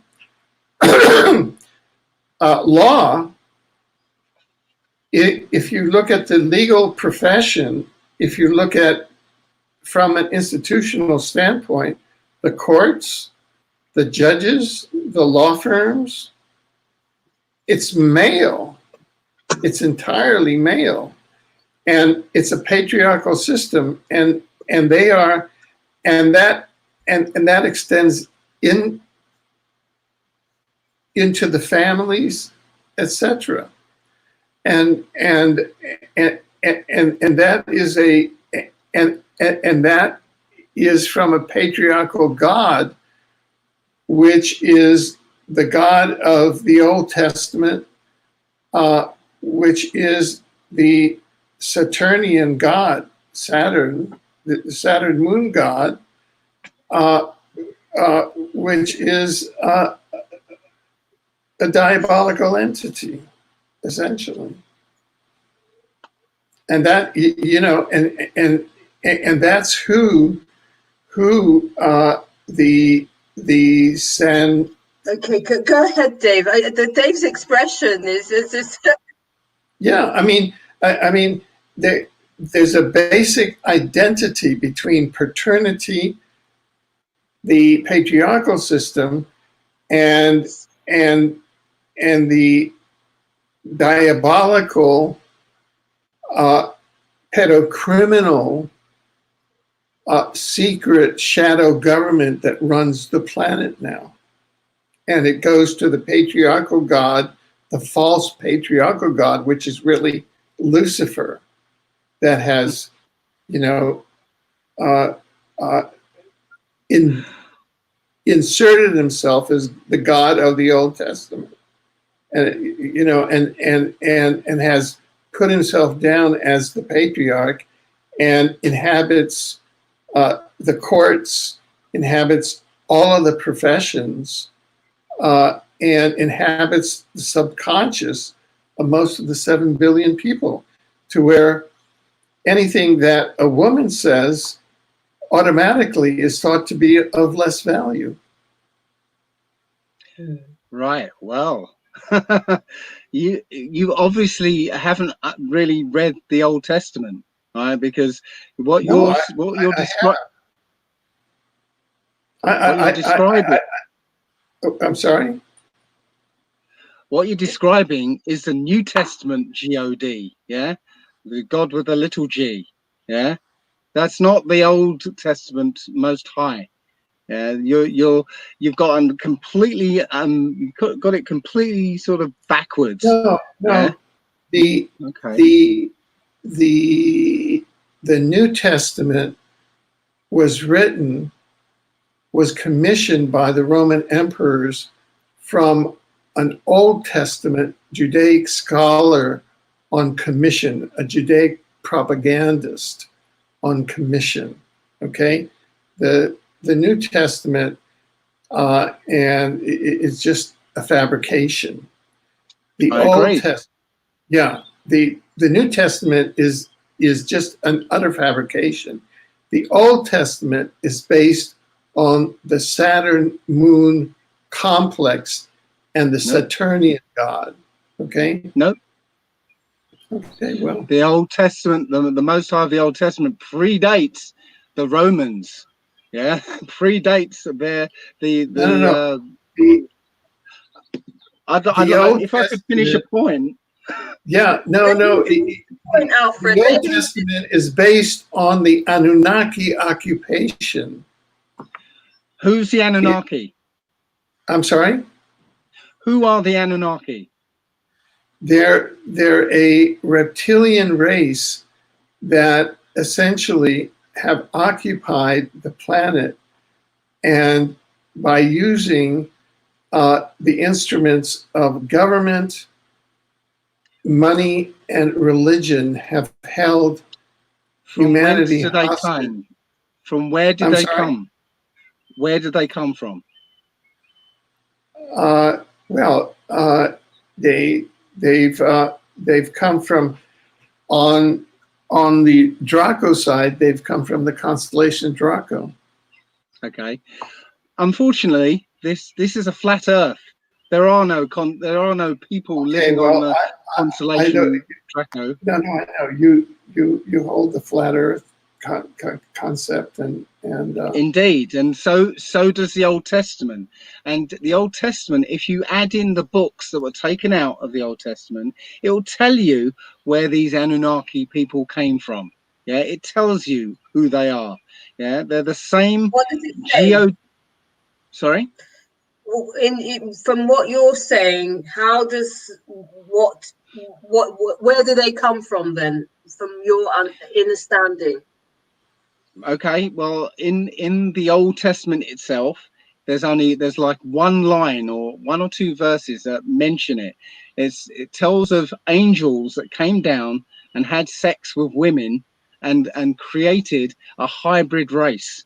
Yeah, this race was were called the Nephilim, and right now that bloodline is the bloodline that's on in charge right now.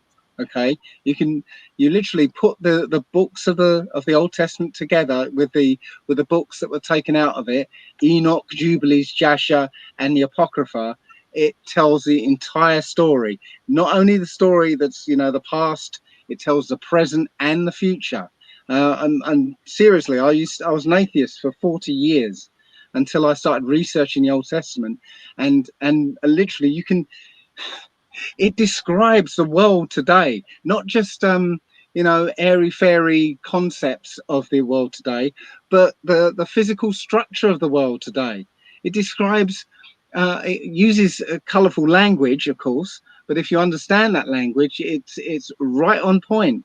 It tells of a bloodline that's represented by the eagle, yeah, and says that this eagle overspreads the earth, and it's a three-headed eagle.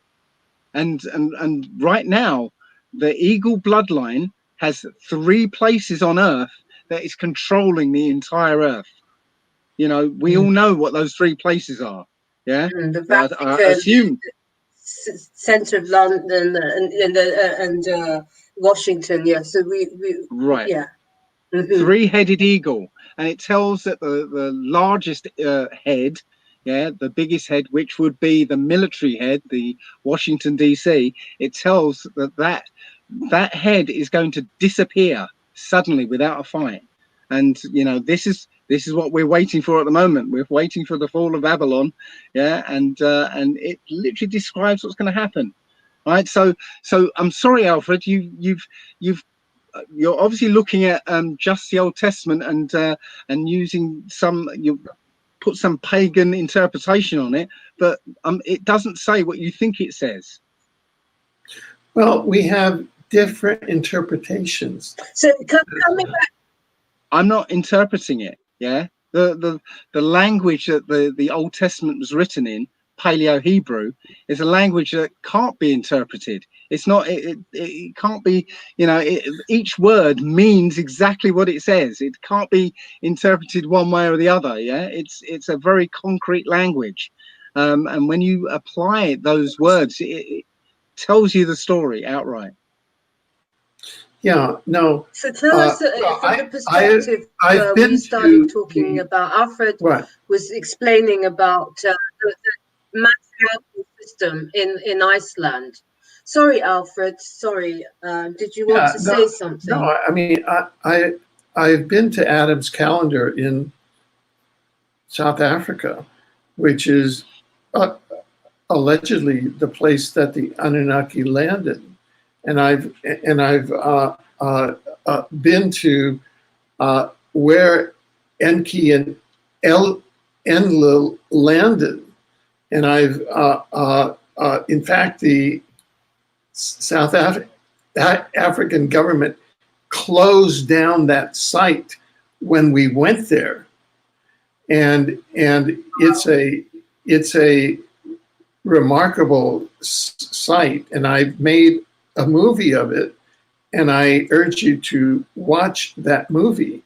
And they came here originally to turn this planet into a gold mine, and to mine gold for their planet because they required gold because they had lost their atmosphere. And so there's a whole and they came here and subjected this planet to three things: government, finance, and religion. And all of the hats that the rulers wear, the crowns, and the popes and archbishops wear, all those are from the Anunnaki hats. And this is something that is well documented and well known. So this is where I get and this is based on archaeological evidence. Okay.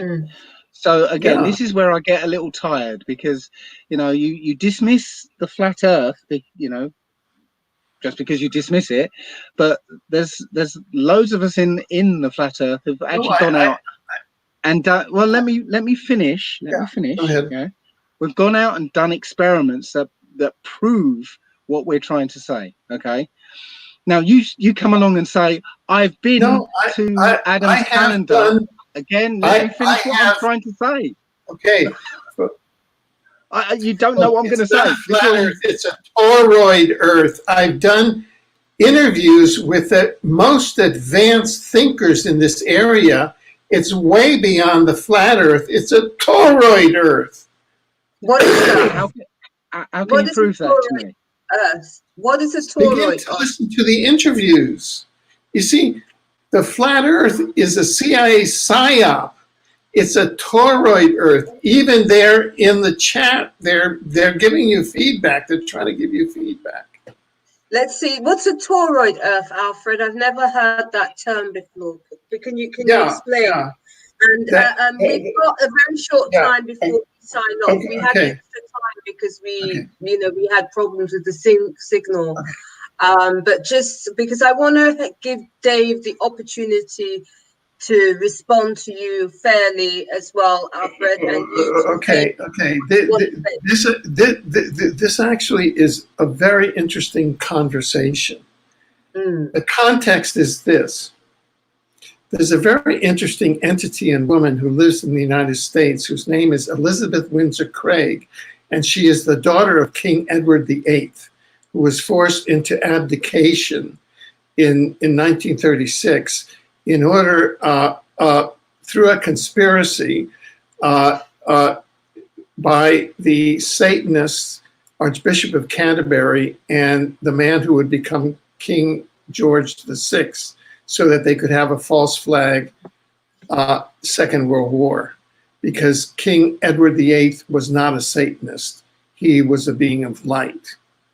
And his daughter was sent to the United States. And she is quite the intellect. And I represented her claim to the British throne at the Parliament and at the Privy Council. She's been claiming the British throne over and against Elizabeth, because her claim comes from King Edward VIII, not from George VI, because George VI illegitimately took the throne through a conspiracy by the Archbishop of Canterbury, who was a Satanist and who engages in child sacrifice. Okay, now you can listen to my interviews with Elizabeth Windsor Craig, in which she explains that it's not a flat Earth, it's a toroid Earth. And she's a very advanced scientist. She's an extraordinary mind. And I would urge you to do so. And I would favor having a panel between you and Elizabeth talking about that, okay? Because she's the toroid theory takes aspects of the flat Earth theory and aspects of the spherical theory, and kind of melds them in very unusual ways. So that's kind of the background there. So are you saying, Alfred, that it's in between the two? It's in between. Well, no, flat a toroid is a sphere, but it's kind of hollow, and it's, you know, this is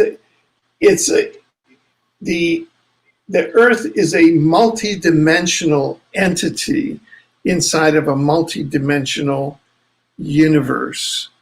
And to say that it's a flat Earth does not do justice to the dimensional ecology of the omniverse within which we live. I'll just put it that way. Okay, over to you, Dave.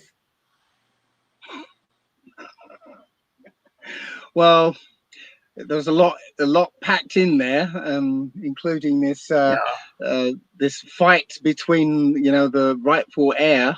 Well, as I said, neither of them are the rightful heir, nor is the current sitting monarch the rightful heir. As I said, the real bloodline, right, the real royal bloodline, you know, left the country with Charles II, right? Do you happen to know why they call it the Union Jack? Why do you think we've got the Union Jack? No, I'm not saying that either QE2 or Elizabeth Windsor Craig is the rightful heir. I'm just saying that that Elizabeth Windsor Craig made a claim against QE2 on the basis that the Archbishop of Canterbury had conspired to. It's all null and void. All null and void, because look, none of them are. No, I mean, you should read my platform to be an Earth representative to the Regional Galactic Governance Council.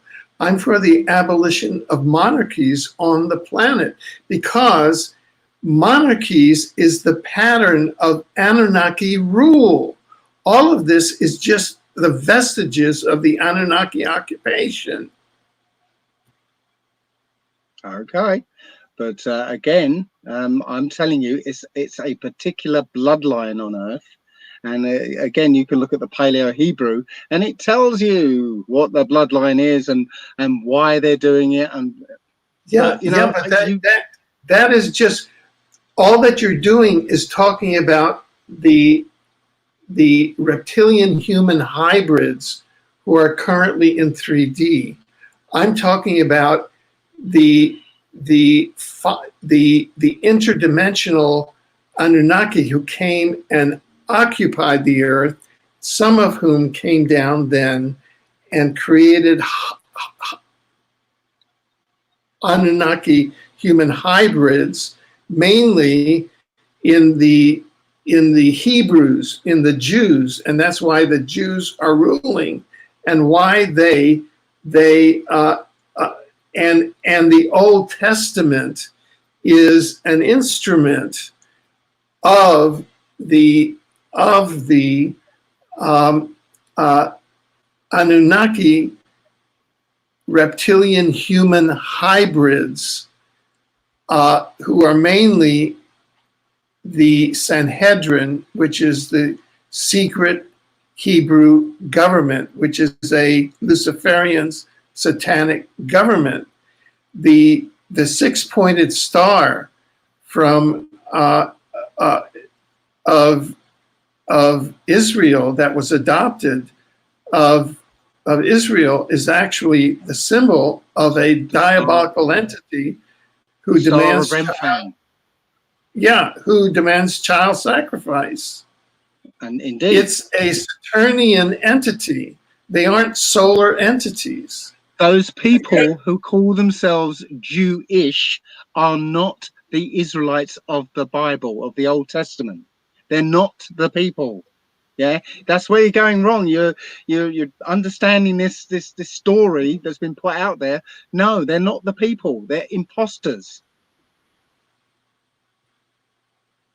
Go ahead, Dave. It's not me just me saying it. Their own people are saying we're not those people. We're not that.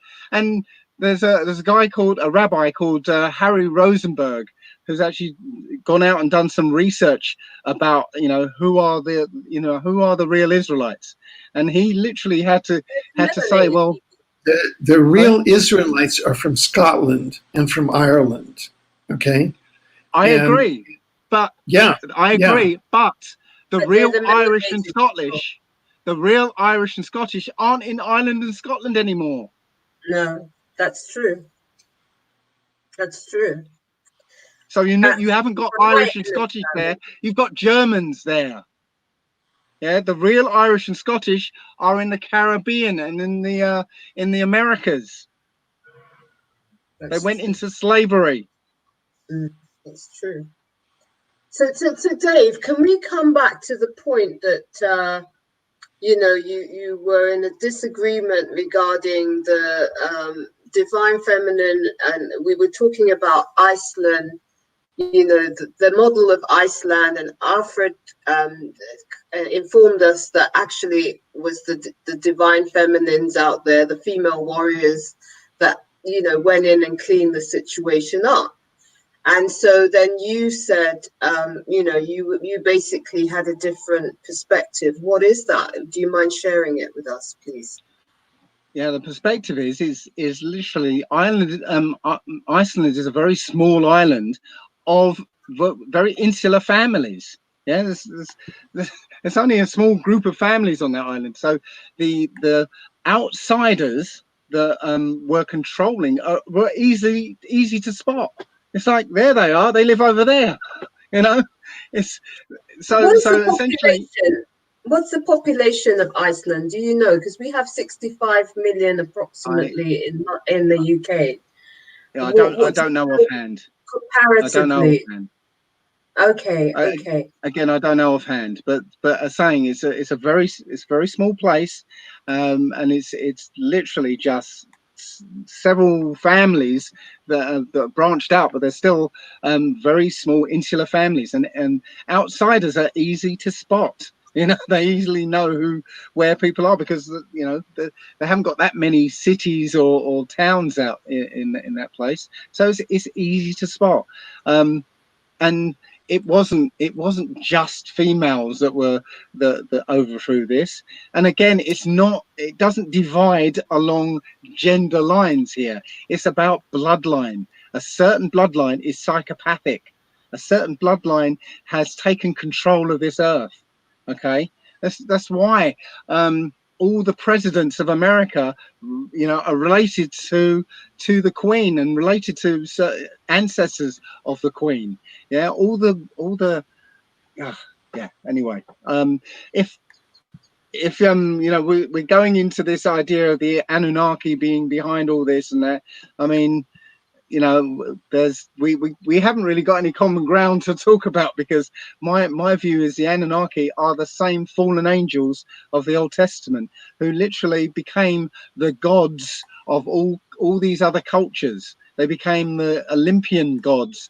They became the Roman gods. They became the Egyptian gods. That's exactly what I believe. And the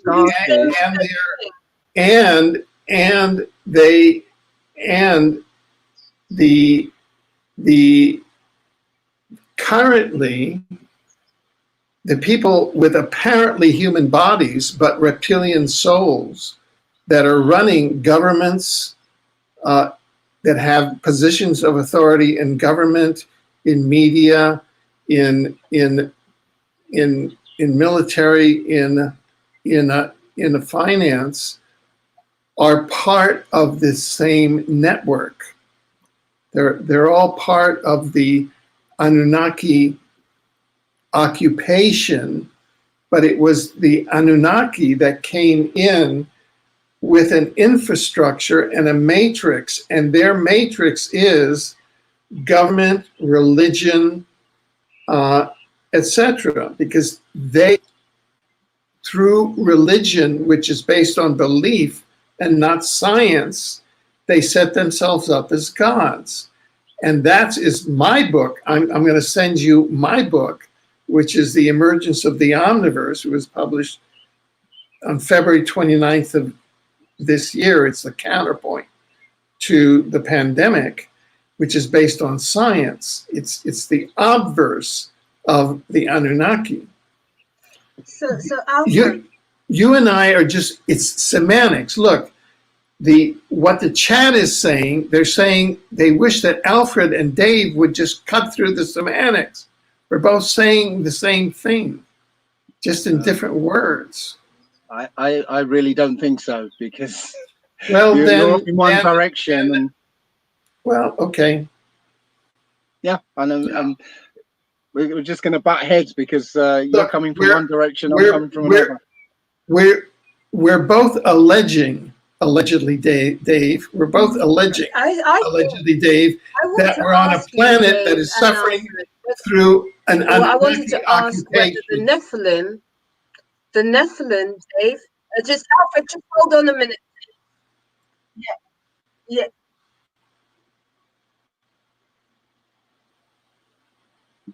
Okay, Alfred, just hold 1 second. I just want to find out from you, Dave. Is the Anunnaki and the Nephilim one and the same? As far as I'm concerned, yes. Yes, as far as I'm concerned, they're the same. Yeah, they're the same as all the gods of all ancient cultures are just retellings of the same fallen angels.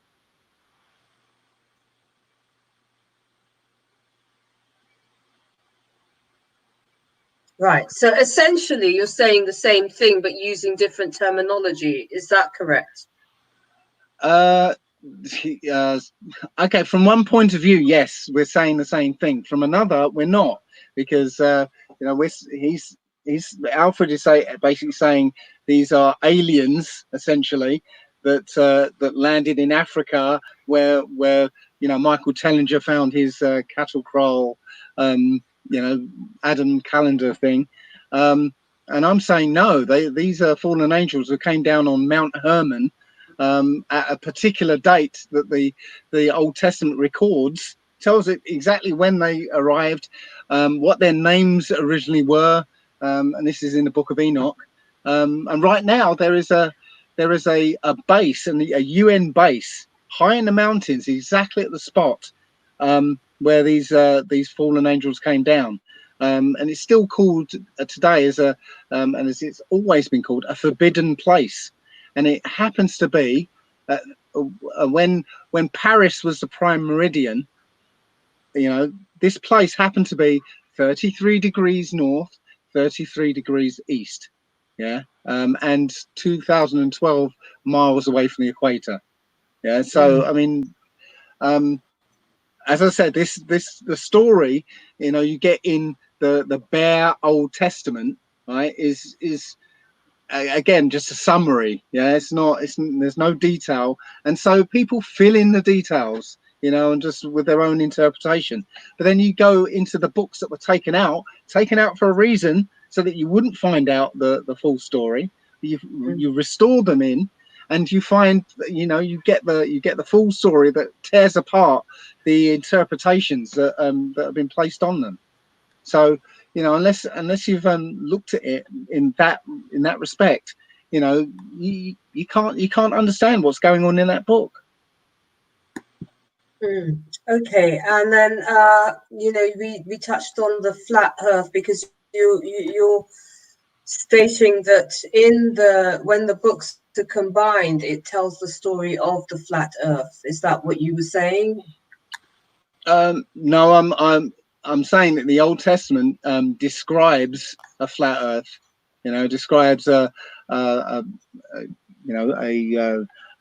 circle of water with land coming out of it and a dome over the top.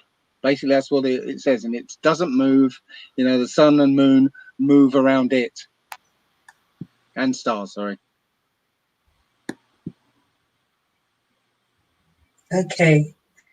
And is that what you're saying as well, Alfred, in perhaps using different terminology? You were saying that because from what you've just described, Dave, you're talking about the surface of the Earth being flat, but then there's a dome shape around it. Is that correct? Yes. No, I think that. Okay. All right. So, Alfred, I think that my model can you hear me, 7? You shared. Can you hear me? I think that Alfred. that my model of the Omniverse is much more complex, and it's based on the holographic universe. I can. Mm-hmm. Yeah, and it's based on the holographic universe. And the best thing for me is for me to send review copies of my book to you and to Dave, and to have a subsequent panel.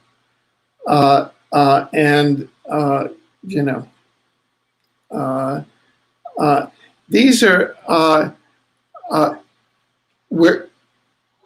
we're coming at the elephant. Dave is coming at the elephant through the toenails. Thank you. And we're coming at the elephant so much. through the trunk. Let me finish. Dave is coming at the elephant through the toenails, and I'm coming at the elephant through the trunk.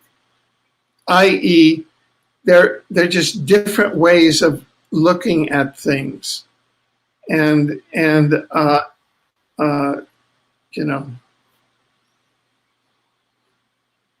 Okay.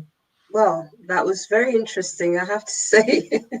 Extremely interesting. And I did ask you, Dave, did you not see that there is a female warrior presence in the UK? Had you not see that? Have you not noticed that? I've noticed that, fairly recently, women have started to play a larger part in the truth movement, right? But I've been in it for 16 years, and up until very recently, and I'm talking flat Earth recently, they were absolutely absent. There were no women in the truth movement. They were just like not interested. Apart from me. Apart from okay, me. well, Yeah. No, there were a lot of people out there. That is a false assertion. That is absolutely false. Okay. Have you not heard of May Brussels? No, I haven't. Well, you know, you should learn about May Was she Brussels and the Brussels sprouts. was You she know, was she in the 9/11 truth, or was she in the free man movement? Was she in the health movement? What was she doing? The JFK assassination. This goes way back. JFK. Okay. You know, Yeah, you know, I Okay. think that you're a male chauvinist, actually. Don't Okay. say that, Alfred. All right. I do. I do. I think that you're a male chauvinist and you're a flat earth chauvinist. And I've just got to say it. Okay. Thank Oh, you. dear. Thank you for Yeah, your I- opinion. Yeah, I Okay. do. And they're both characterized by closed minds. Okay. Well, why would you say But that, Alfred? what I'm Come on now, Be- be- seriously. because a person who has the opinion, who says that there are no women in the truth movement and who has no idea who May Brussels is a newcomer to the truth movement. I mean, where were you in the JFK? I was a consultant to Henry B. Gonzalez, who was the chairman of the House Select Committee on Assassinations. I was one of the co-directors of the Assassination Information Bureau. Okay. and I was busy being born at the time. Well, there you go. So, but then perhaps Horatio, there are things in your universe that you're not aware of. You know, I'm going to be Okay. an octogenarian in 2 years. And Yeah. perhaps I mean, you don't obviously, need to shout. Okay, so then you there don't are need to shout. things in your universe that you're not aware of. So I would step back and What I am aware of is being Yeah. on the front lines of certain movements that I was old enough to participate in. Yes. okay, And yes, Not yes. hello, But hang on. You had never heard of the Earth as a toroid either. You had never heard of May Brussels either. Hello. When did Earth as a toroid appear? It's been out on YouTube for a long time in the Flat Earth movement. Hello. I've been Flat doing Earth interviews movement- on it for decades. The I'm Flat going Earth to movement. laugh at the two of you. It's ridiculous. No, I just can't. I mean, allegedly Dave is. You should change your name to Absolutely Dave, not Allegedly Dave. You're misrepresenting yourself. Seriously, I thought that with a name like Allegedly Dave, you were less dogmatic and doctrinal than what you're representing yourself here. You should your name should be Absolutely Dave and not Allegedly Dave. Thank you for your. That's my opinion. Thank you for your opinion. Okay. Thank you All very right, much. I think that we have taken it, to a level that we need to pull back. And, it's very passionate, but it's very real, very real. I'm grateful to both of you for being authentic, because Alfred doesn't mince his words. You don't mince your words. And so the two of you. Yeah, when I can get a word in. Well, there you go. Do you want to, Alfred, let him have us? No, it's okay. It doesn't matter. Alfred's right. No, it does matter. It does matter. Look, I'm just expressing my opinion. Yeah. I am a Cuban with indigenous Cuban genes, and I'm expressing them with our native Caribbean emotion. Oh, okay. So you're Caribbean. Yes, I grew up in Cuba. Okay. Okay. Fidel Castro used to come to my grandmother's house for Sunday dinner. Okay. I'm used to people with dogmatic opinions. Wow. Right. Yeah. So I'm just like surprised that you're original Cuban. That's fair enough.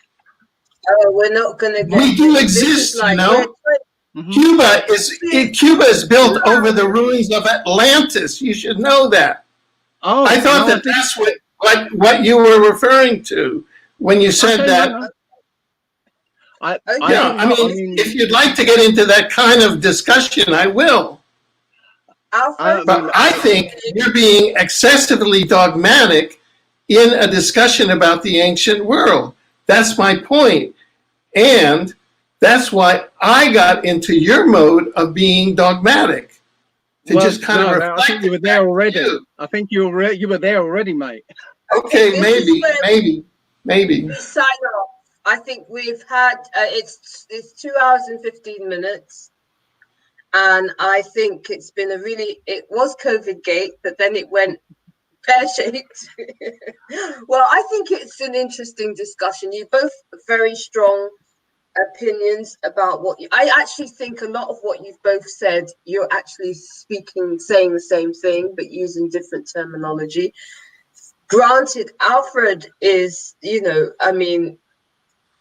Alfred has been doing this since before we were born, and so we must pay certain homage and respect to that.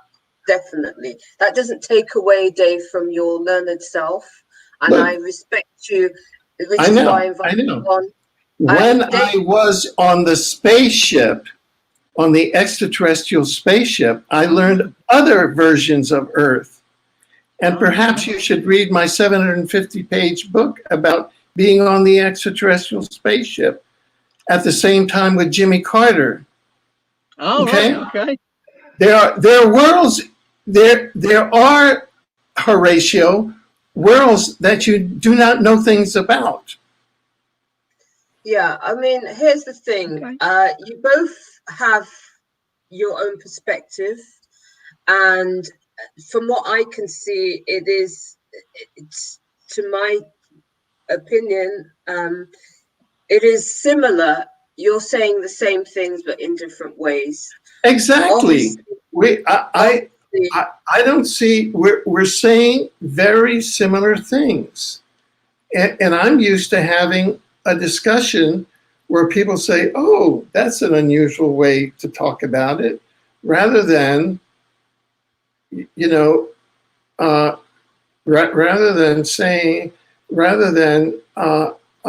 denying the other person's right to have an opinion. And because it is a multi-dimensional reality. Sounds like a very absolute statement there, That's just me, I don't know. No, I mean, from an evidentiary point of view, there is replicable evidence that supports the hypothesis that we're in a multidimensional reality. All right. And that therefore that it is a flat Earth may be one hypothesis, but that there are other hypotheses as well. Okay. Well, anything's possible in a multiverse, isn't it? So you don't agree with that? And not only that, we are in an omniverse. Yes. Okay. So hold on, Alfred. Do you disagree with that, Dave? Well, I do, but obviously that doesn't matter. No, it does matter. If you disagree with it, what is your opinion?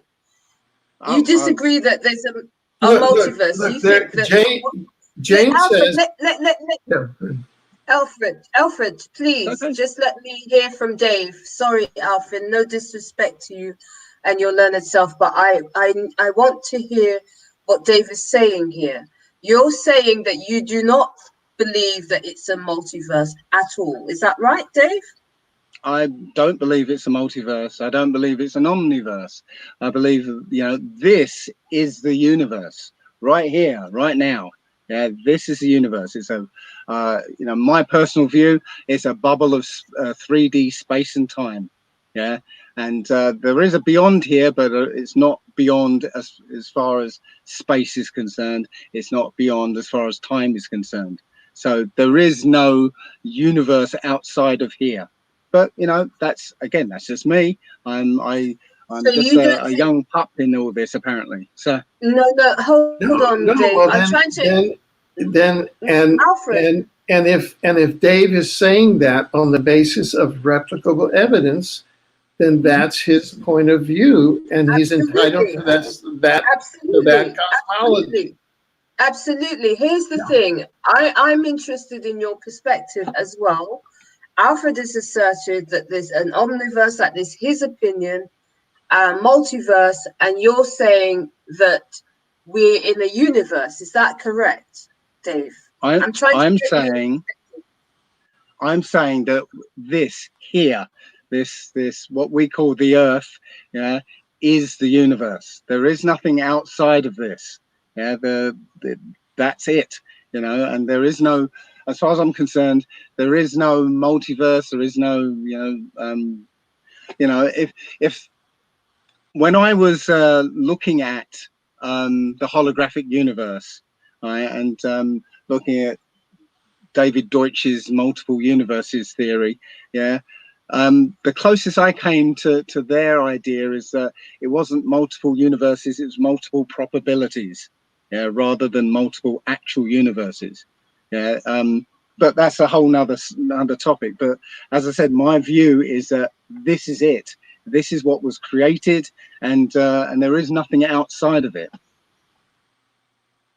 Yeah, and this is a classic argument with the multiverse omniverse, you know, where you've got people like me who've been on extraterrestrial spaceships and have talked to extraterrestrials that are from other dimensions. And do you Dave, have video of that? What do you do about that? What do you do about them? I can't comment on that because it's your subjective experience. I mean, unless you've got video and, you know, artifacts you brought back, or something I can look at, touch, feel, and that can't be replicated here on Earth, then I'll look at it and take notice of it. But if you're just saying, Okay. well, I had this experience once, well, what can I do with that? I can't do anything with it. Okay. Then I've got 3 books on the Omniverse that are chucked through of replicable scientific evidence about not only extraterrestrials, but about the afterlife. Hang on. You know, of people talking to people where their souls have gone to another dimension and they're communicating back with Earth. You're talking about reincarnating souls. How do you deal with that? Hang on, right? Well, you've got 3 books written by you about your subjective experience. No. I'm as a scientist, I go out and I read other scientific texts. As an exopolitician, I look at experiments and then I take the best of those experiments that support hypotheses that I make about multidimensional reality. And it was what's that the best experiment? What's this best experiment that you can show me or tell me about? I'll note it down, the experiment, and I'll go and have a look at it. Tell me what the best experiment you can. I'll send you copies of my books on. Well, no, I mean, sorry, I just want one experiment that I can go and research that you say is the best exemplar of this hypothesis of yours. Of the extraterrestrial hypothesis. Okay, well, I'll take some time. and then send it to you. Oh, well, no. This is No, I mean, you're essentially denying the extraterrestrial hypothesis, and that is that extraterrestrials don't exist. This is the thing, yeah. If you ask me the same question about the flat Earth, right, I could reel off. I could reel off the best example I've got. I can reel off a dozen examples, right? Because having immersed myself in the research, right, I know it. I feel it here. I know it. Yeah, and I could reel them off because I've lived these things. If you can't, can you reel off the example, the best example that exemplifies, right, your hypothesis? Just tell me one that I can go and look. All operate the same, Dave. I mean, I wouldn't. I mean, I personally, Alfred has got a wealth. Okay. I mean, I'm not going to speak for him. He can speak for himself. I've got three. Here are two of the three books. Here's the third book. I'm not. I didn't ask for a book. This book is edited by the editor that edits all of their Nobel Prize winning authors. So we can go in here and it's fully, you know, Oxford University Press asked me to write this book. Okay, so now I've got to go in here. I'm not. I didn't ask you to go into your book. I asked you to tell me an experiment. Yeah, no, but I've got to go in and, you know, I don't. Give him a chance, Dave. This is science, man. It's not like yeah. You know, something that it's not anecdotes. I'm not talking about anecdotes either. I know I can reel off scientific experiments, you know, because that support the view that I have. Yeah, but we do things differently, Dave. All of us do things differently. It's the same thing, isn't it? It's the same thing. But it's saying that there are scientific experiments that support a view. Well, okay. There are scientific experiments. Hold on. I'm just opening this at you know, I would reel off Michelson Morley, Michelson Gale, Sagnac, Aries failure. You know, it's just like, but they don't mean anything to somebody like me who doesn't know any context to those things. You'd have to break it down to me. You can go and look for those experiments. Okay. I'm going to quote Weber. Chapter 2, frequently asked questions. What is our universe? Our universe is an organic singularity of time, energy, space, and matter that was discovered by the Sumerian astronomers about 3500 to 3200 BC. The visible universe accounts for only 4% of all matter in the material universe, and dark matter is the term that the scientific canon gives to the remaining 96% non-visible domain of our universe. According to one interdimensional source, the name of our universe is Uversa. What is the multiverse? The multiverse is the totality of all universes, named after a term multiverse coined by the American psychologist William James in 1895. What is the Omniverse? The Omniverse is the integrated whole of all the universes in the multiverse and the spiritual dimensions that include the intelligent civilization of souls, spiritual entities, and Source, God. When was the Omniverse discovered? Early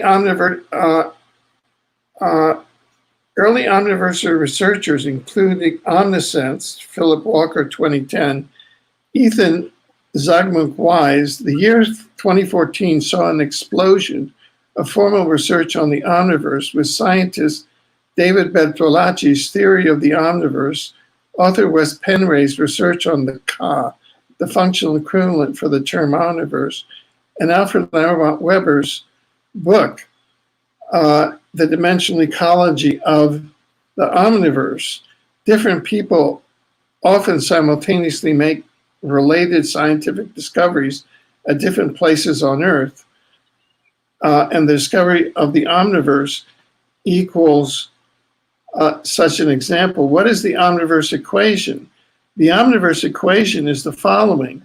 Omniverse equals multiverse plus spiritual dimensions. The dimensional ecology of the Omniverse hypothesis expands on the conventional scientific emphasis on the conventional scientific definition of the multiverse. Why is the Omniverse a new hypothesis of reality?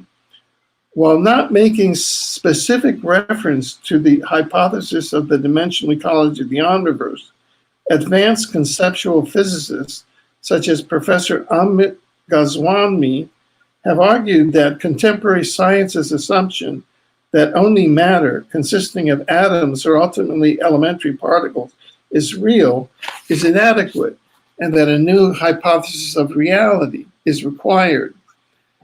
The dimensional ecology of the Omniverse hypothesis and the replicable prima facie evidence that support it provide the necessary tools for a new hypothesis of reality, as well as for the desired, quote, new navigation under a new worldview, the need for which Professor Goswami has identified. Okay, how many universes are there in the multiverse? The total number of universes beside our own estimated to exist in the multiverse is staggering. The multiverse is defined as the total of all universes, including our own, and is thought to encompass all space, time, matter, and energy. Physicists Andrei Linde and Vitaly Vachurin, 2015, of Stanford University, recently calculated that the total number of such universes in the simplest inflationary models may exceed a number one can write as 10 raised to the 10th, raised to the 7th power. This is a deceptively compact notation. First, 10 to the 7th is a 1 with 7 zeros after it. That is 10 million. Next, 10 raised to the 10 millionth power, that is 10 to the 10 millionth, is a 10 with 10 million zeros out of it. Written out with 6 zeros to the inch, it would stretch for 26 miles. However, the next step, raising 10 to the power of that 26 mile number, generates a number so large we cannot name it, let alone write it out. It would stretch for at least 260 million miles long. Linde and Vachurin also said, quote, this humongous number is strongly model dependent and may change when one uses different definitions of what is the boundary of eternal inflation. Linde and Vachurin, 2016. How many habitable Earth-like planets are there in our universe? One German supercomputer simulation estimates there are 500 billion galaxies in our universe. Weber, 2015a. You know, I could go on and on and on. That's just a couple of pages in my most recent book. Yes, you've gone on and on for, you know, for 10 minutes there, and you still didn't answer the question. You know, I actually asked you, could you point to an experiment that I can go and check up and see that supports your hypothesis? Yes, that is the Stanford University. It's written up in a scientific journal estimating the number of universes, in the multiverse. Estimating the number of universes is not an experiment I can go and look at. It's an estimate. It's not an experiment, is it? Yes, it's an experiment. It's a mathematical estimate. Can you tell, or what was, okay, an experiment has a, you know, okay, do I have to define an experiment? You have uniform protocols and replicable results. Define an experiment. It's the scientific method. I think what we need to do is perhaps have another broadcast. Go ahead to say your last piece, Dave. I'll just say, I mean, I always thought that a scientific experiment has to be demonstratable, repeatable. Yeah, I mean, can you demonstrate? It is. It's a uniform mathematical protocol and replicable protocol. A mathematical protocol. You can use maths to prove 1 = 2. I've seen it done. Yeah. So it's mathematical. Mathematics is not reality. Yeah. An experiment is demonstratable. You have to be able to demonstrate that there is a multiple universe, or there are multiple universes. How can you demonstrate that? How can you repeat that? You're using physical data now to prove that there are parallel universes. They're doing that from physical data. So where is the paper? Intrusions of data from other universes enter our universes from interdimensional portals. Well, I mean, you are denying. You're like denying basic physics. You're like, we're not talking basic physics reality. Here. I mean, it's incredible. We're not talking basic physics here. We're talking about theoretical physics here. Yeah, but here's the thing, Dave. Here's the thing. No. From my point of view, this is from my point of view. I mean, obviously, we come at this whole conversation from different positions. And I come at it from the fact that, you know, the universe, or what different people call the universe, is a living, breathing thing. Okay, this is why we have things like the phenomena of being able to lucid dream, to be able to be psychic, having premonitions of events before they take place. All of that shows us in real time. And I don't know that personally, even though I'm somebody who has those experiences, I don't know. So then let's go to the chapter on near-death experiences. Hold on, Alfred. Let me finish my point. I mean, you know, this is absurd. Yeah, wait. Let's go to the chapter on near-death experiences. Hold on. Dave is in denial of parallel universes. So let's go to the chapter on near-death experiences. And I'm saying let's agree to disagree on this now. Let me finish my point. My point is this. I don't know that I could demonstrate how I would, as somebody who has prophetic dreams, lucid dreams, I am somebody who experiences the psychic phenomena on a daily. It's not, you know, synchronicity. Anybody that knows me will tell you that this takes place, which shows me personally that this is not all that there is. There is no way on earth that this is all that there is. And I'm not saying that this is all there is. I'm saying that the physical 3D time and space world is here. There is more than this, but I'm talking about the physical 3D time and space world is here. Yeah. And yes, you're saying you can't demonstrate that, but you're not saying that you have an experiment that proves what you're saying. Yeah, I just said that. I wasn't talking to you, Alfred. I was talking to Seven. Right, Seven. You're not trying to say that you have scientific experiments that prove what you're saying is true. Right. But I have that experiment. Then. I asked you for it, and you just rambled off your book. Oh, that's bullshit. Come on, stop bullshitting me. I have chapters on, near-death experiences. God, this is incredible. This was supposed to be COVIDGATE, right? And we veered off around the universe. No, because I have never met such a close-minded person. Really. This is like COVIDGATE. Look, Chapter 5, near-death experiences as evidence of the afterlife. Chapter 6, out-of-body experiences, instrumental transcommunication. Okay, we are now talking to people in the afterlife over the internet. Okay, you can get on the internet and talk to people in the afterlife, allegedly, Dave. Chapter 7, reincarnation and soul development. Okay, we have a Professor Ian Stevenson at the University of Virginia Medical School who does cases. His books are like 20 cases suggestive of reincarnation. These are where children between the ages of 5 and 7 have spontaneous memory of their prior lives. So Dr. Ian Stevenson gets these children and then goes back and locates the prior life and then compares the two.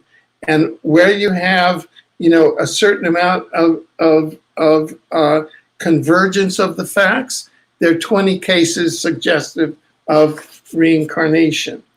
And then, so that there's a long history of fact-based experiments that suggest a multidimensional reality, the dimension of the afterlife, or the extraterrestrial hypothesis.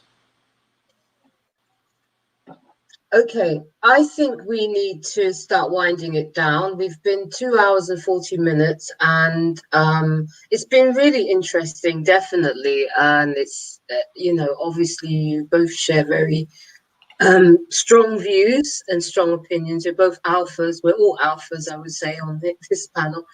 But I think we should agree to disagree where we can. And I'm grateful for you, Alfred, sharing your books with everybody. Hold on, Alfred. I'm grateful to Dave. But we want to wind it down now, I think. Did you have a last word, Alfred, and then we'll hand over to Dave? Because you were just about to say something, Alfred. Alfred? Can you hear me? I think that Dave has a closed mind, and that's it. Okay, Dave, do you want to summarize before we sign off? I think Alfred has a closed mind, and that's it. Oh my God! Here's a comment. Yes, Alfred, I talked to my late girlfriend playing Scrabble on my phone. It's real. And I have interviewed people who've talked to people in the afterlife on their With mobile phones. They get iPhones in the afterlife, do they? It's just frequency. You You are demonstrating yourself to revel in ignorance. The afterlife is just a dimension of another frequency. That's all. Real. That's where the ancestors, and that's how they communicate. Do you not feel that the ancestors? You are demonstrating your ignorance, allegedly, Dave. I must tell you, you are in strong denial. You are denying multidimensional reality. And we, who are strongly trying to prove multidimensional reality because the deep state is putting us down 24/7, we don't take to your type of denial very kindly. And that's why I'm being so adamant about this. If you want to know where we're coming from. I'm afraid, yes, I am an alien denier. So, there you go. Yeah, exactly. Okay. You're an alien denier. You're an afterlife denier. And, good luck in the afterlife. That's all I got to say. So, thank you, Seven. Do you not sense the presence of ancestors and things like that? Just as a question, because, it's relative. just on that last note, I just wanted to know whether the afterlife is something. What is this? Where's that come from? The after. Okay. Do So you not have sense the presence of ancestors?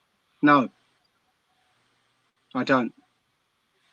That's really interesting. And do you, when people talk about the ancestors and the presence of them, do you think that, what's your opinion of that? Is your opinion of that this can't be real, or do you feel that they see something that you don't, or how do you see that? The book basically says that there is no connection between the living and the dead, right? And if there is, you're being fooled by something else. So how is it that I'm able to see things before they happen?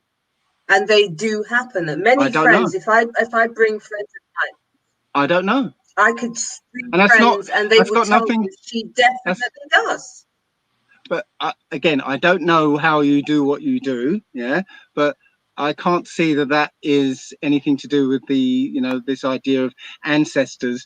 Are they, unless these ancestors are telling you what's happening? Is that what's happening, or am I getting it wrong? Well, there's a number of phenomena that happen, but I do believe that my ancestors guide me. I do believe that I have ancestral guides. I believe that you have ancestral guides, actually, and all of us have ancestral guides. We also have divine guides. We have an army of different unseen forces that guide and protect us and tell us when we're in situations of danger. That, have you never experienced anything like that, Dave? I have not experienced, an ancestor telling me what to do or warning me of anything. Now, what I'm trying to say here is that, there are other explanations than the idea of ancestors speaking to you. Yeah, there is something called your intuition. Yeah, it's your link to the right hand side of your brain that essentially knows pretty much everything. Okay, and what I've experienced when I did the breatharian experiment, and the first 10 days of that experiment, where I didn't eat or drink anything, my intuition literally went through the roof. And I was actually making connections. Was having ideas. I was having so much stuff was coming through to me that I had to have a notepad by my bed so I could write them all down before I forgot them. Yeah, that wasn't ancestors speaking to me. It was literally I was making a connection to the subconscious, or again, I'm not going to make any sort of claims here, but it stemmed from me not eating, and again, I believe that's where the Old Testament it talks about fasting and praying, because I was getting answers. I'd ask a question, I get not only the answer, I get an experiment to prove the answer and the results of that experiment all in like one neat package. So do you ever have you ever had a premonition of something that was to come, and let's see, you dreamt something and that thing came to pass maybe weeks later or days later? Have you ever experienced anything like that, Dave? Not in that way. I've okay, I've had cannabis journeys where I was literally predicting the very near future. I was actually just saying what was going to happen because I was actually experiencing them before everybody else was. But that was, again, a shift in my consciousness. That was induced by cannabis or by cannabis. Substance. Yeah, Yes. I mean, I don't take cannabis or anything like that. This Well, nor is do I, something that but I'd experiment with what I call cannabis journeys, where I would actually learn new things from taking it. But yeah, that was a long time ago. Okay, but it's never happened outside of cannabis, on just involuntarily. Not in that way, no. Okay. Well, but you know, maybe because you said that you were atheist beforehand. Is that right? Mm-hmm. You said Yep. before your journey into studying. And how long has your journey studying been since you've switched from being an atheist? It would be now, I guess, the last 6 years. Okay, so you're quite relatively, I mean, in terms of the spiritual phenomena, quite Well, relatively. no, because you know, if you're talking about the spiritual phenomena, you know, I was in the New Age movement, you know, back in That, 2010, 12, 13, something like that. that's very different from what I mean. What I I mean know. Oh. is outside of anybody else. I don't mean anybody else. I'm just talking about you and the divine and the information that gets downloaded to you per se, just on your own, outside of any movement, church, religious practices and people. I'm just talking about your spiritual journey as a soul walking through this earth.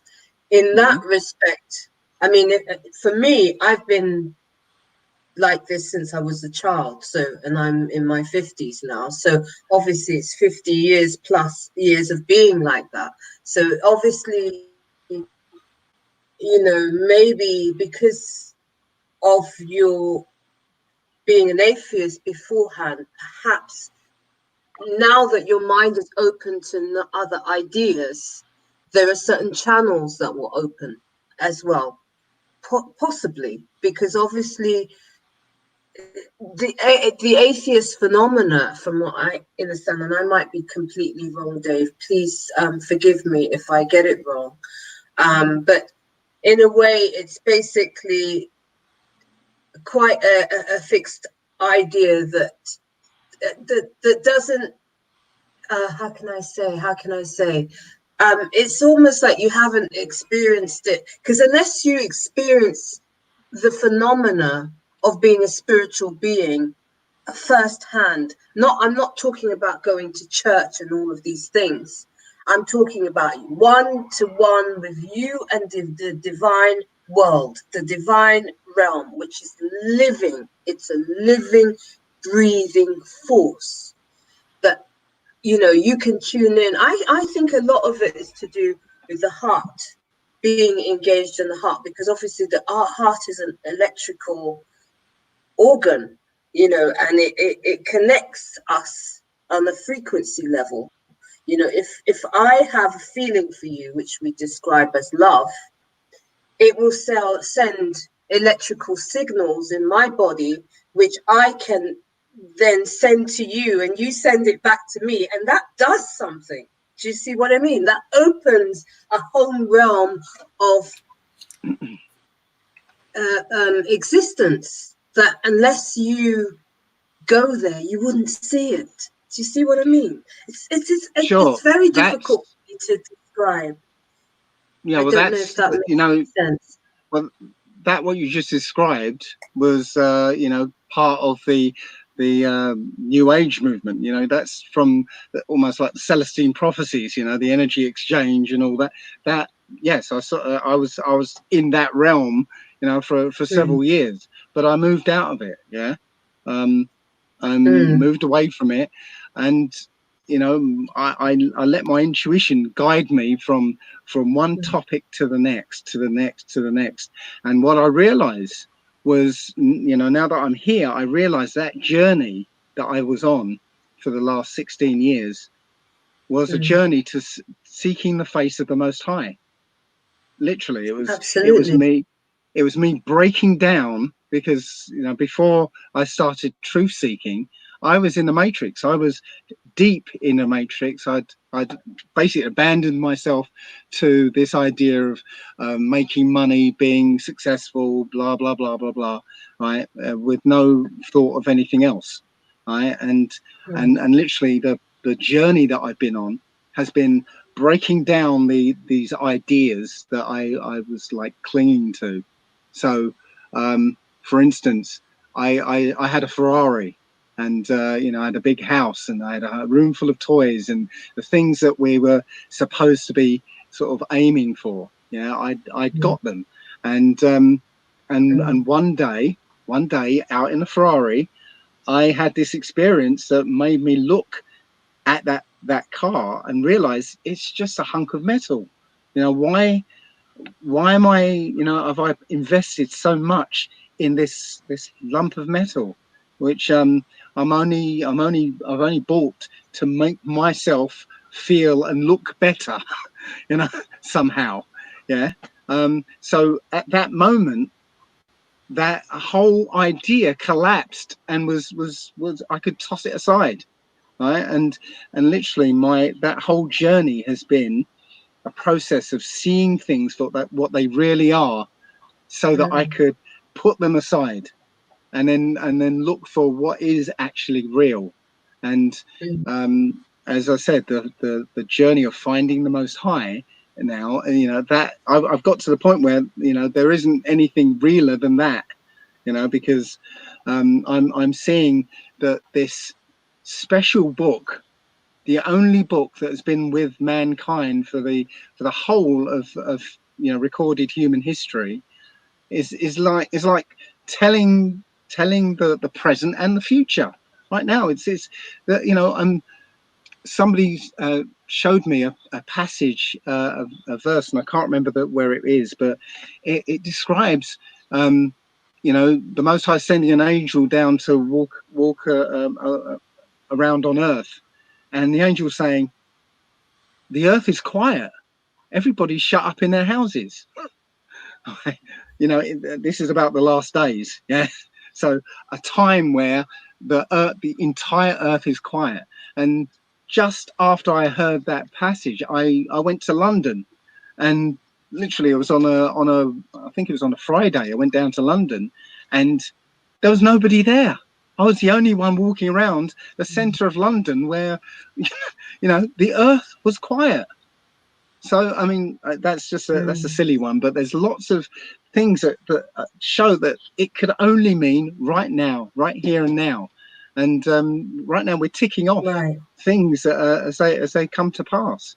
So yes, I went from atheism into this, and it wasn't just I you know, suddenly got the book and then, oh, now I'm a, you know, now I'm a Bible basher. No, the whole journey has led to this point in my life, and to read the book and find that, hang on a minute, you know, there are places on earth I can go to and see the evidence of what's written in that book right now, you know. So so that was the first thing that got me to, that hooked me into reading this book and taking it seriously.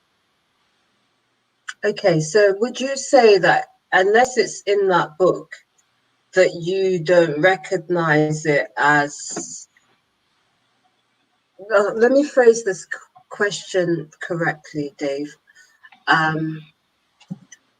So obviously the book has opened your mind, because you can see parallels between the shared plane, the here and the now, and what is written, okay, historically. So it can only be prophecy is in effect, that, you know, obviously. Well, however, what I'm talking about is the inner world, because what you're talking about is the external world. You're talking about how the events play out in the macro, but I'm talking about the micro, the self, and the living experience from the inner world, okay, which is unique to each and every one of us. Obviously, there'll be some people that will have the same phenomena, have the same experiences.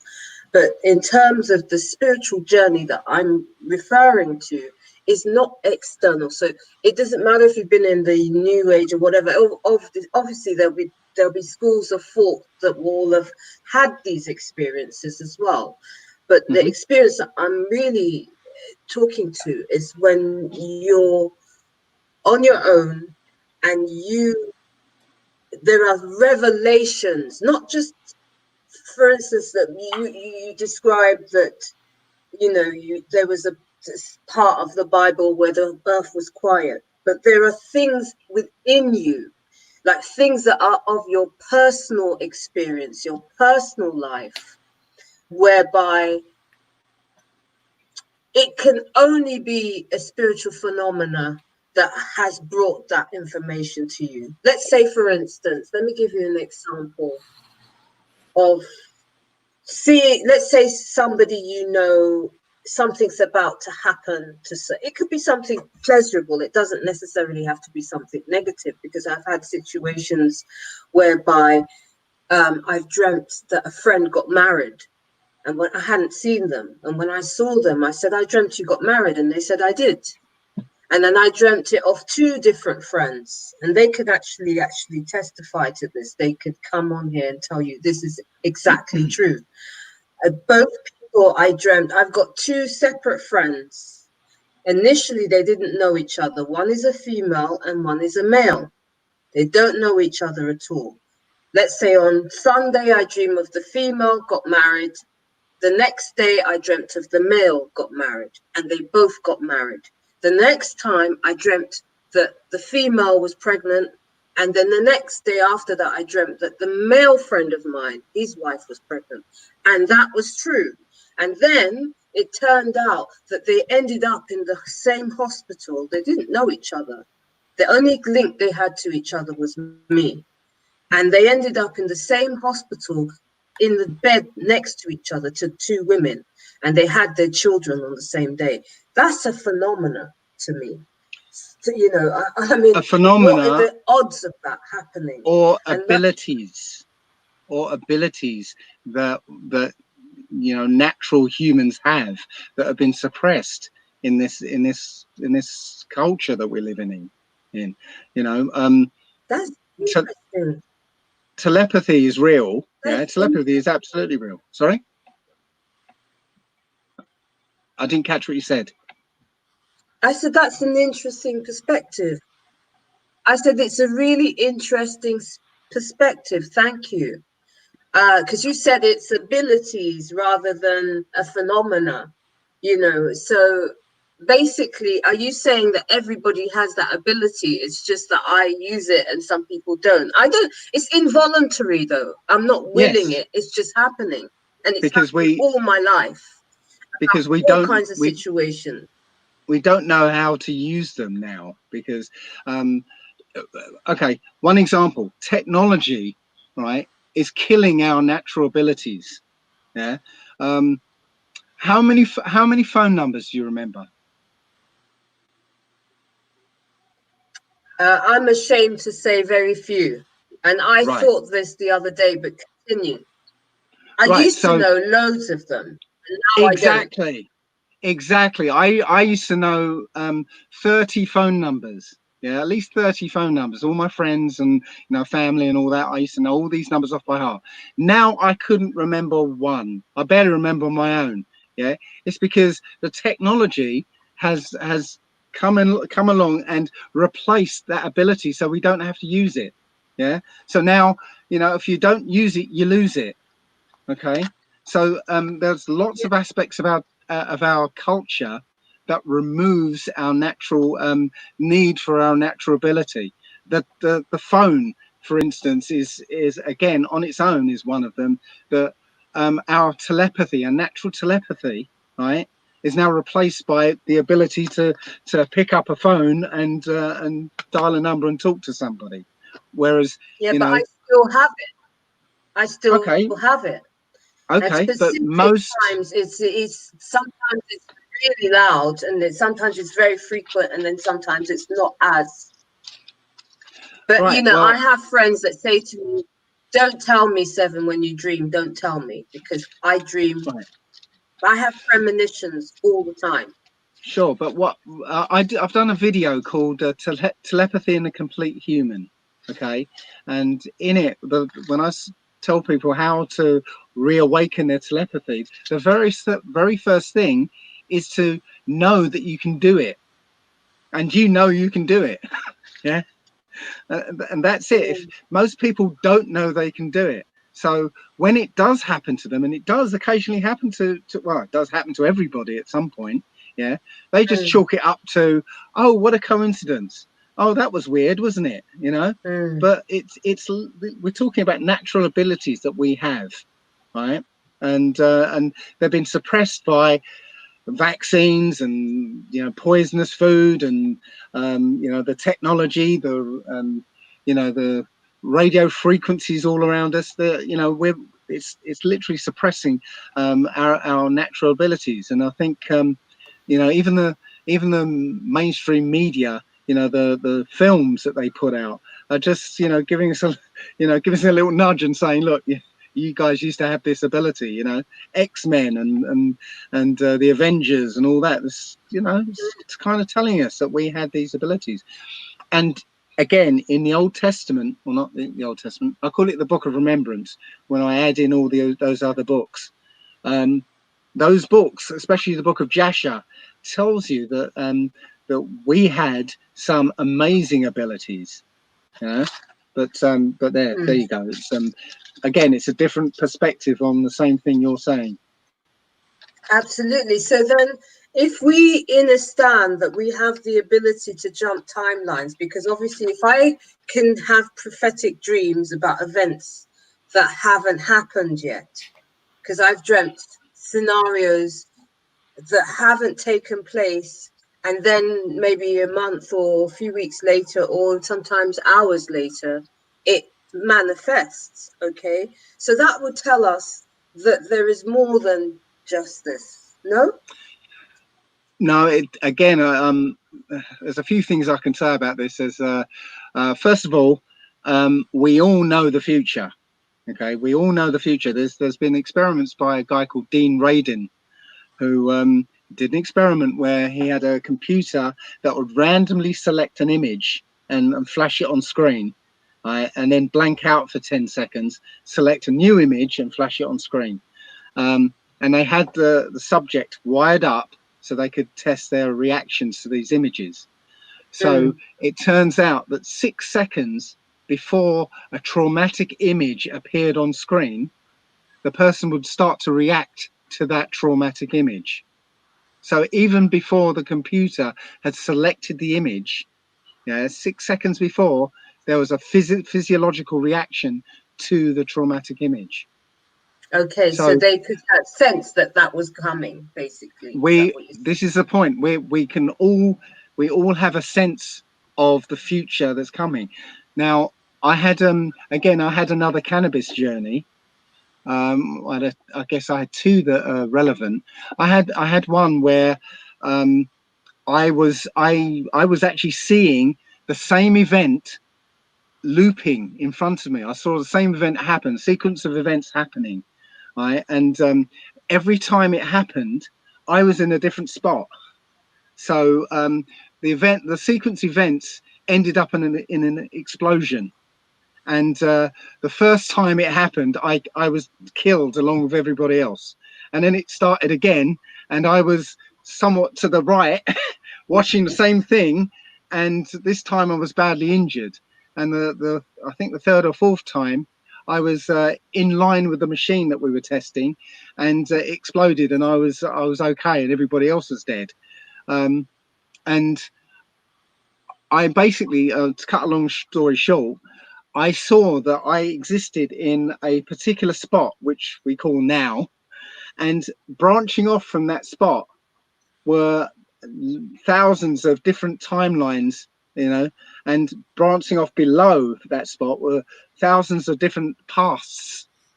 And in every moment, I get to choose which branch I could go down, and which past I can associate with that future.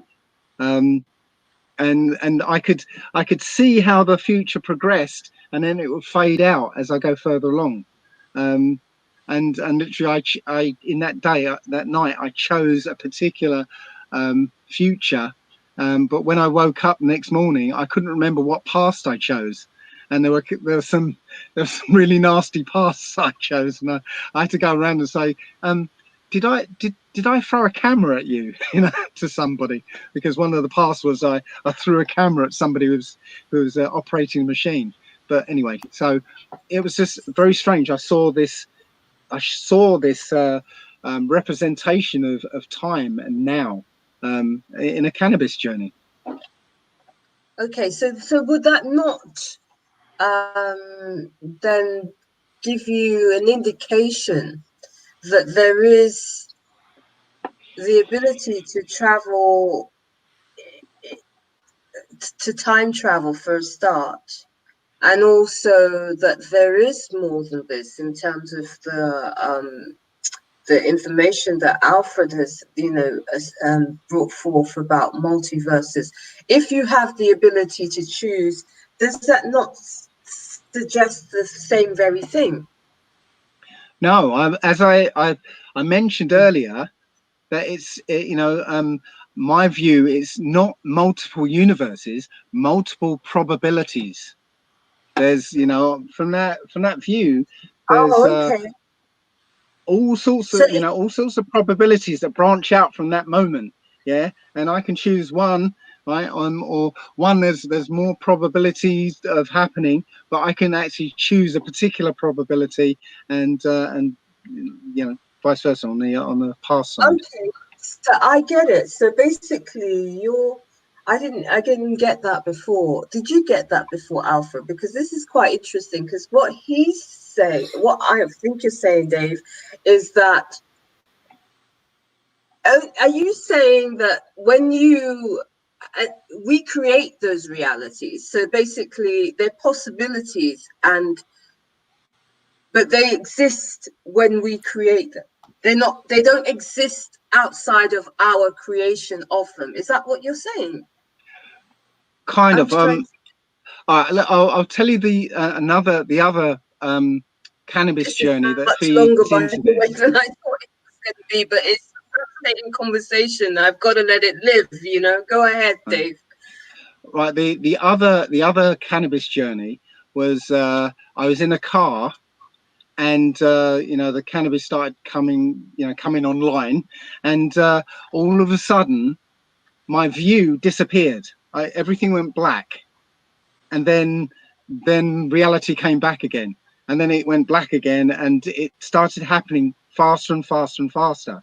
So what I realized was happening was that I was experiencing a static moment of space-time. Yeah, so a static world that didn't move. It just like one frame of a film strip. Yeah, but in 3D.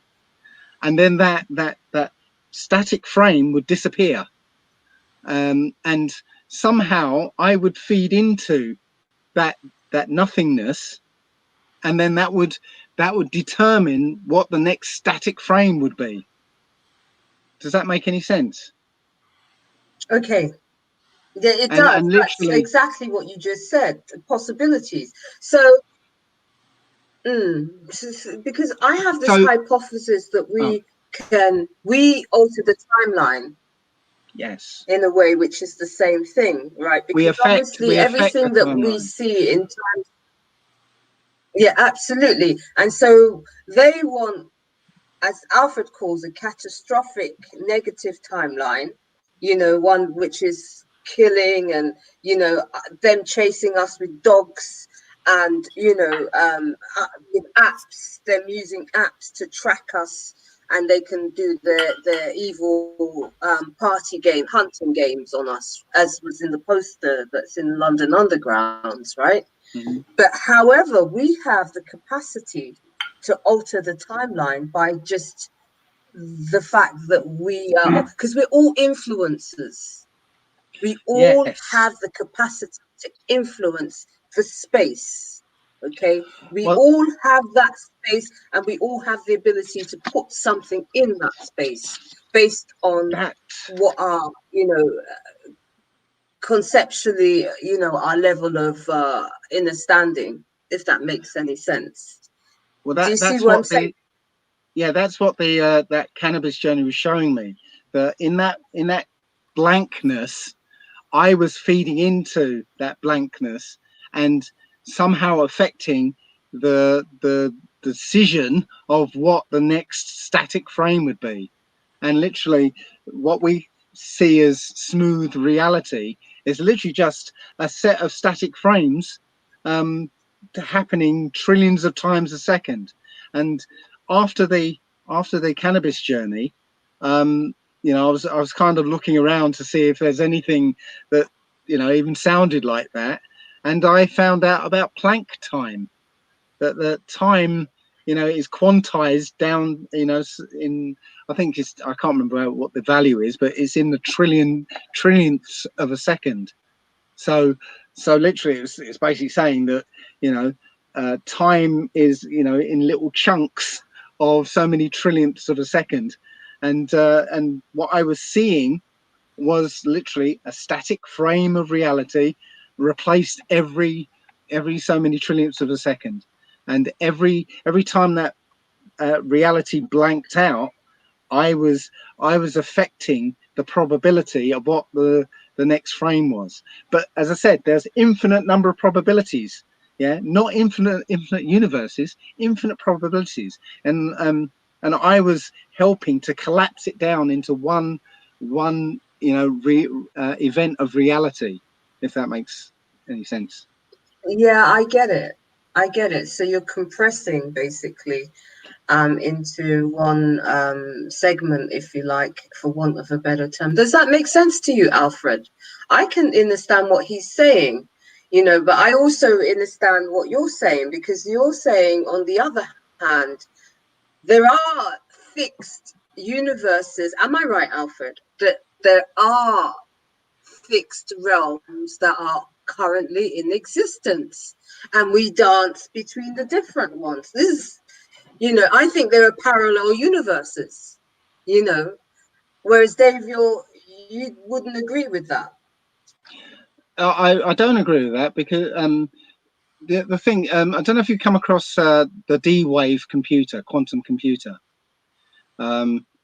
So the explanation of how this D-Wave quantum computer works is that they say it's, you ask it a question, it reaches into the multiverse and goes to the universe where the answer, is sitting there, and it pulls that answer into this universe. Yeah, this is how they describe it working. Right now, I view it differently. I view it that there's Okay.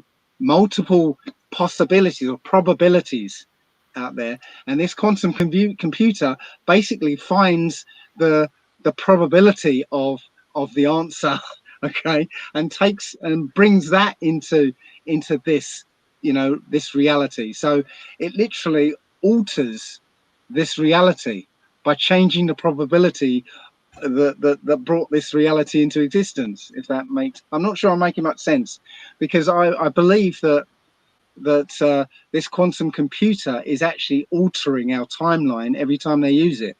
But that's just a little pet theory of mine. Interesting, Alfred. Before, because I could see this easily becoming 4 hours long. I don't want that to happen, because nobody will watch it. Everybody will say, "Oh my God, it's 4 hours. I can't be bothered with that." So Alfred, just to share your perspective and your insight in terms of what we're bringing forth, because I totally get what Dave is saying, in the sense that,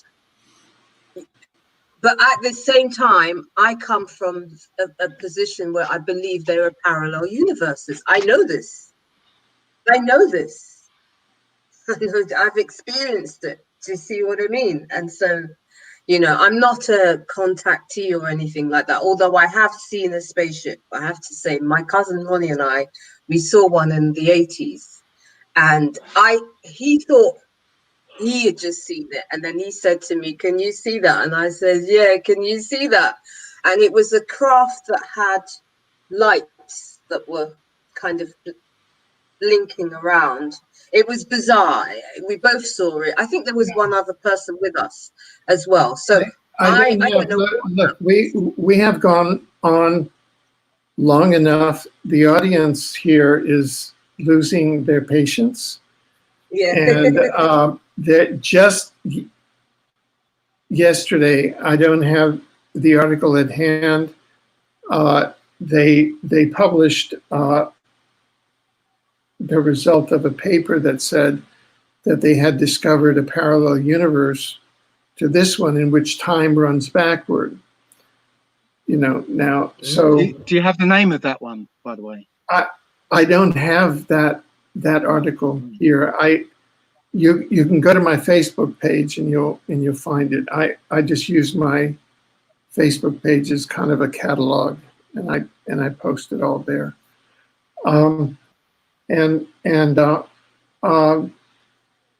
You know, these are different views.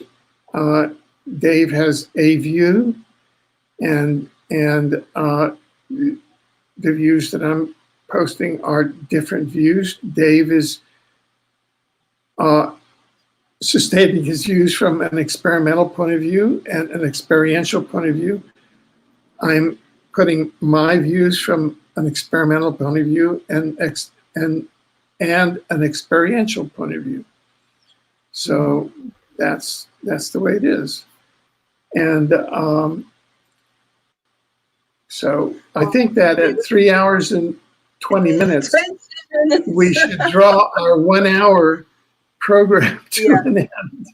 Yeah, I mean, unfortunately, because we had so much interference at the beginning, I thought, okay, let's run this a little bit longer. But we don't have interference because we are no longer talking about the CV word. Do you see that? Do you notice that, people? As soon as we start talking about the truth about coronavirus, you watch how quick they'll shut us off.